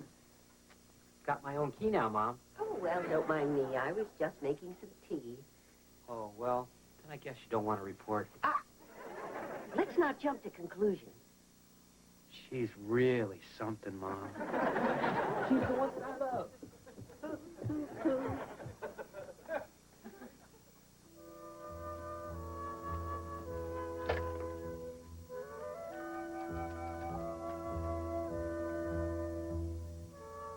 Wally, you were right. I'm worried about the Beaver. To cancel your appointment this morning. Emergency surgery. Whoops. Here comes the anesthesiologist now. Wish me luck. Hi, Clarence. Any calls? Yeah, Indiana Jones, he wants his suit back. I'll have you know your sister picked this out. She has a wonderful eye for fashion. You should take some of her advice. Oh, I can't. You're already taking all of it. Knock, knock, knock. Violet, what a lovely surprise. Well, we've been going out for 3 weeks. I thought it was time I saw the inside of this place. Just as I thought. What are you doing? I'm measuring for new draperies, of course. What new draperies? Oh, well, it's hardly my decision. It is your office. You make the choice. Executive stripe or dusty rose. You know, Clarence, we're a young company, and image is very important. I think new draperies would be great. You have such a level head on your shoulders, Teddy. I don't see why we need new draperies. Oh, would you be kind enough to get me some coffee?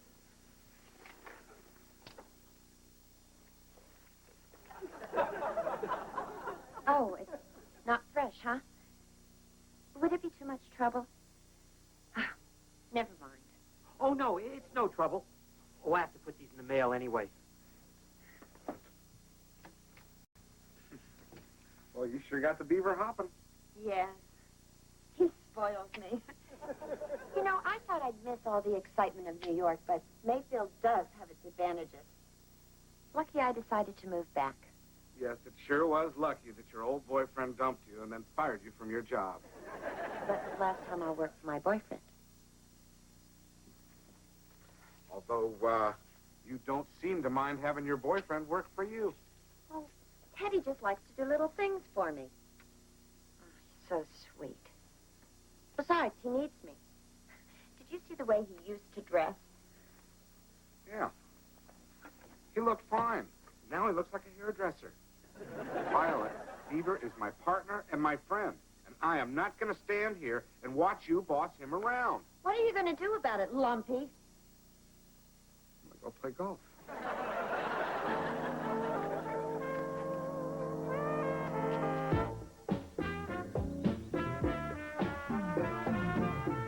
Think he's asleep? Yeah, he's too old to be faking. I hate to wake him. This is pretty important. I know. I'll go home and call here and let it ring until he picks it up. It won't work. I unplugged the phone. Oh, well, in that case, I'll go outside and ring the door. Oh, hey, Wally. Did you have a nice nap? We didn't wake you, did we? Don't worry. As people get older, they require less sleep. So, what's the big emergency, guys? Well, we don't mean to be disrespectful or anything, but it's about our dad, Violet Rutherford. See, well, He's turning into the kind of guy that we don't let sit at our lunch table. it's really getting serious. He's bringing her over for dinner tonight. Oh, that is serious. Look, guys, your dad's old enough to make his own choices. After all, he doesn't tell you who to be friends with.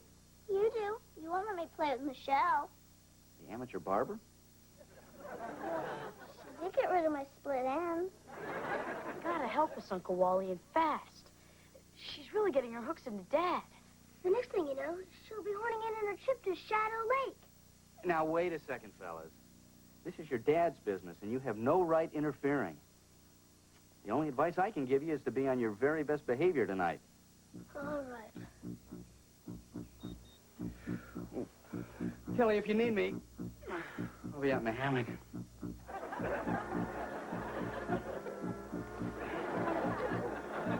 We're on our best behavior tonight. Dad'll think we've cracked up or something. Yeah. He would, wouldn't he?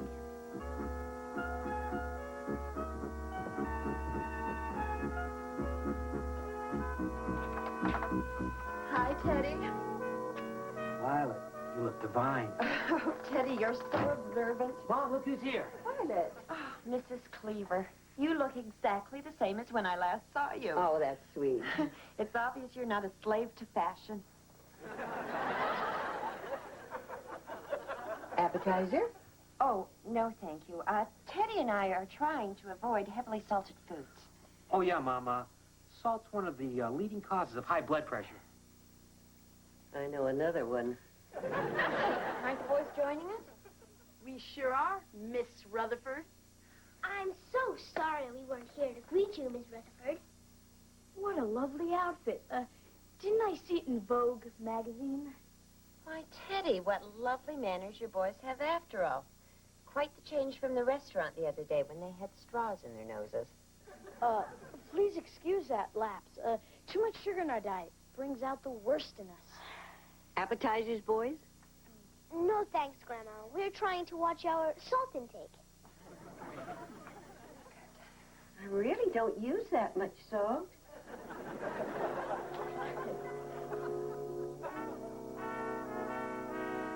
I just love what you did with the lamb. Last year when I went whitewater rafting in Alaska, I had something like it out of a can. Alaska? You've been to Alaska? Why, certainly. I believe travel broadens the mind. Oh, me too. That's why we're going to Shadow Lake to fatten our brains. Shadow Lake?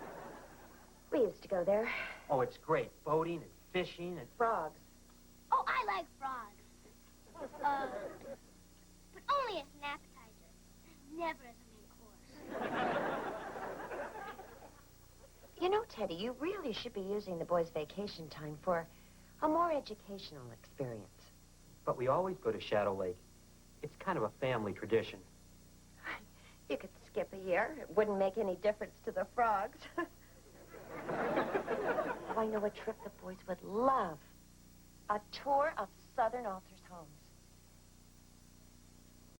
Southern Authors' Homes? Like Faulkner, Fitzgerald, Tennessee Williams. Oh, Dad, can we? I've never been to Tennessee before. Sounds great to me, Dad. That does seem like an interesting choice. But I think the boys have their hearts set on Shadow Lake. But I want to see where Uncle Remus lives. We're not going to any authors' homes. We're going to Shadow Lake. Now, Teddy, the boys and I agree. You'll see it'll be wonderful. You know, I understand that they have just completely restored William Faulkner's mother's sewing room. Oh, wow. Violet, may I speak to you alone? Now, Teddy, I know what you're thinking. It's going to cost more money. But just think how much fun the boys will have bragging about this trip to their friends. Don't worry, boys. Your father just needs a little persuading.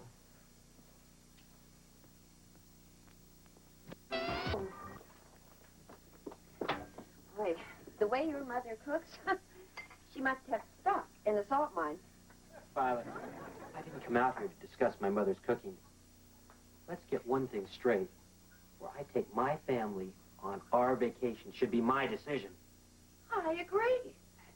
And as time goes by, you can make all the decisions. When I feel I can trust you. Don't get aggressive with me, Violet Rutherford. I'm sick of you telling me where I can go, what I should eat, what I should wear. Don't exaggerate. I'd never have you wear those shoes with that outfit. Why did you ever go out with me if I didn't measure up to your standards? It's a good question. But I see so much potential in you. I mean, if you don't appreciate my helpful suggestions, why do you go out with me? Well, I guess it's because you're so convenient. Well, I mean, I wanted a date, and I was a little shy in that department. All of a sudden, you moved back in, and I had a built-in relationship. Is that what I am? Convenient? A built-in relationship? Nothing more than a Friday night TV dinner? Don't get huffy. I know why you came back. And you've been using me as much as I've been using you. More. You know, after you moved away, I often wondered what it'd be like to see you again. How we'd feel about one another. It was nice. For a while. Yes, it was. Thank your mother for dinner. I will. Goodbye, Teddy. too bad we're just not cut out for one another.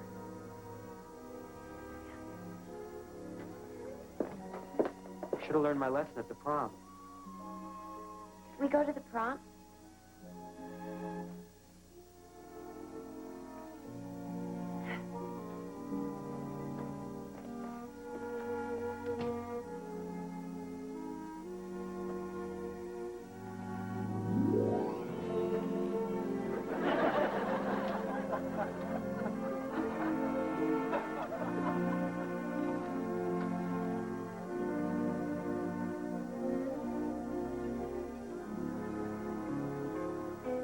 Violet remembered a previous engagement.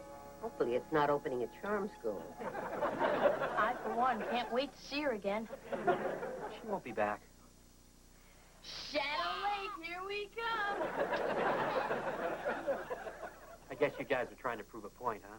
What makes you think that, Dad? Oh, little things. Like your sudden interest in the literature of the South.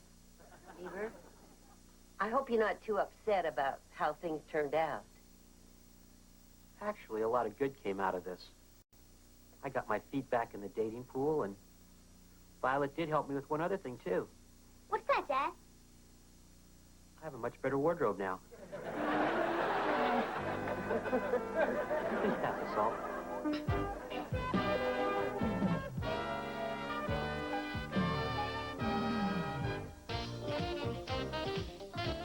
Meet a 12-year-old whiz kid who's just made windmills more efficient.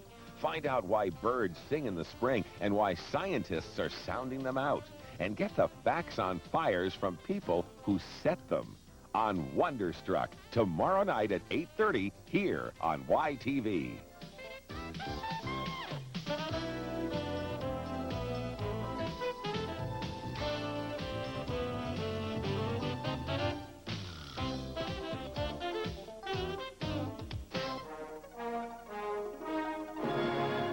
A quintet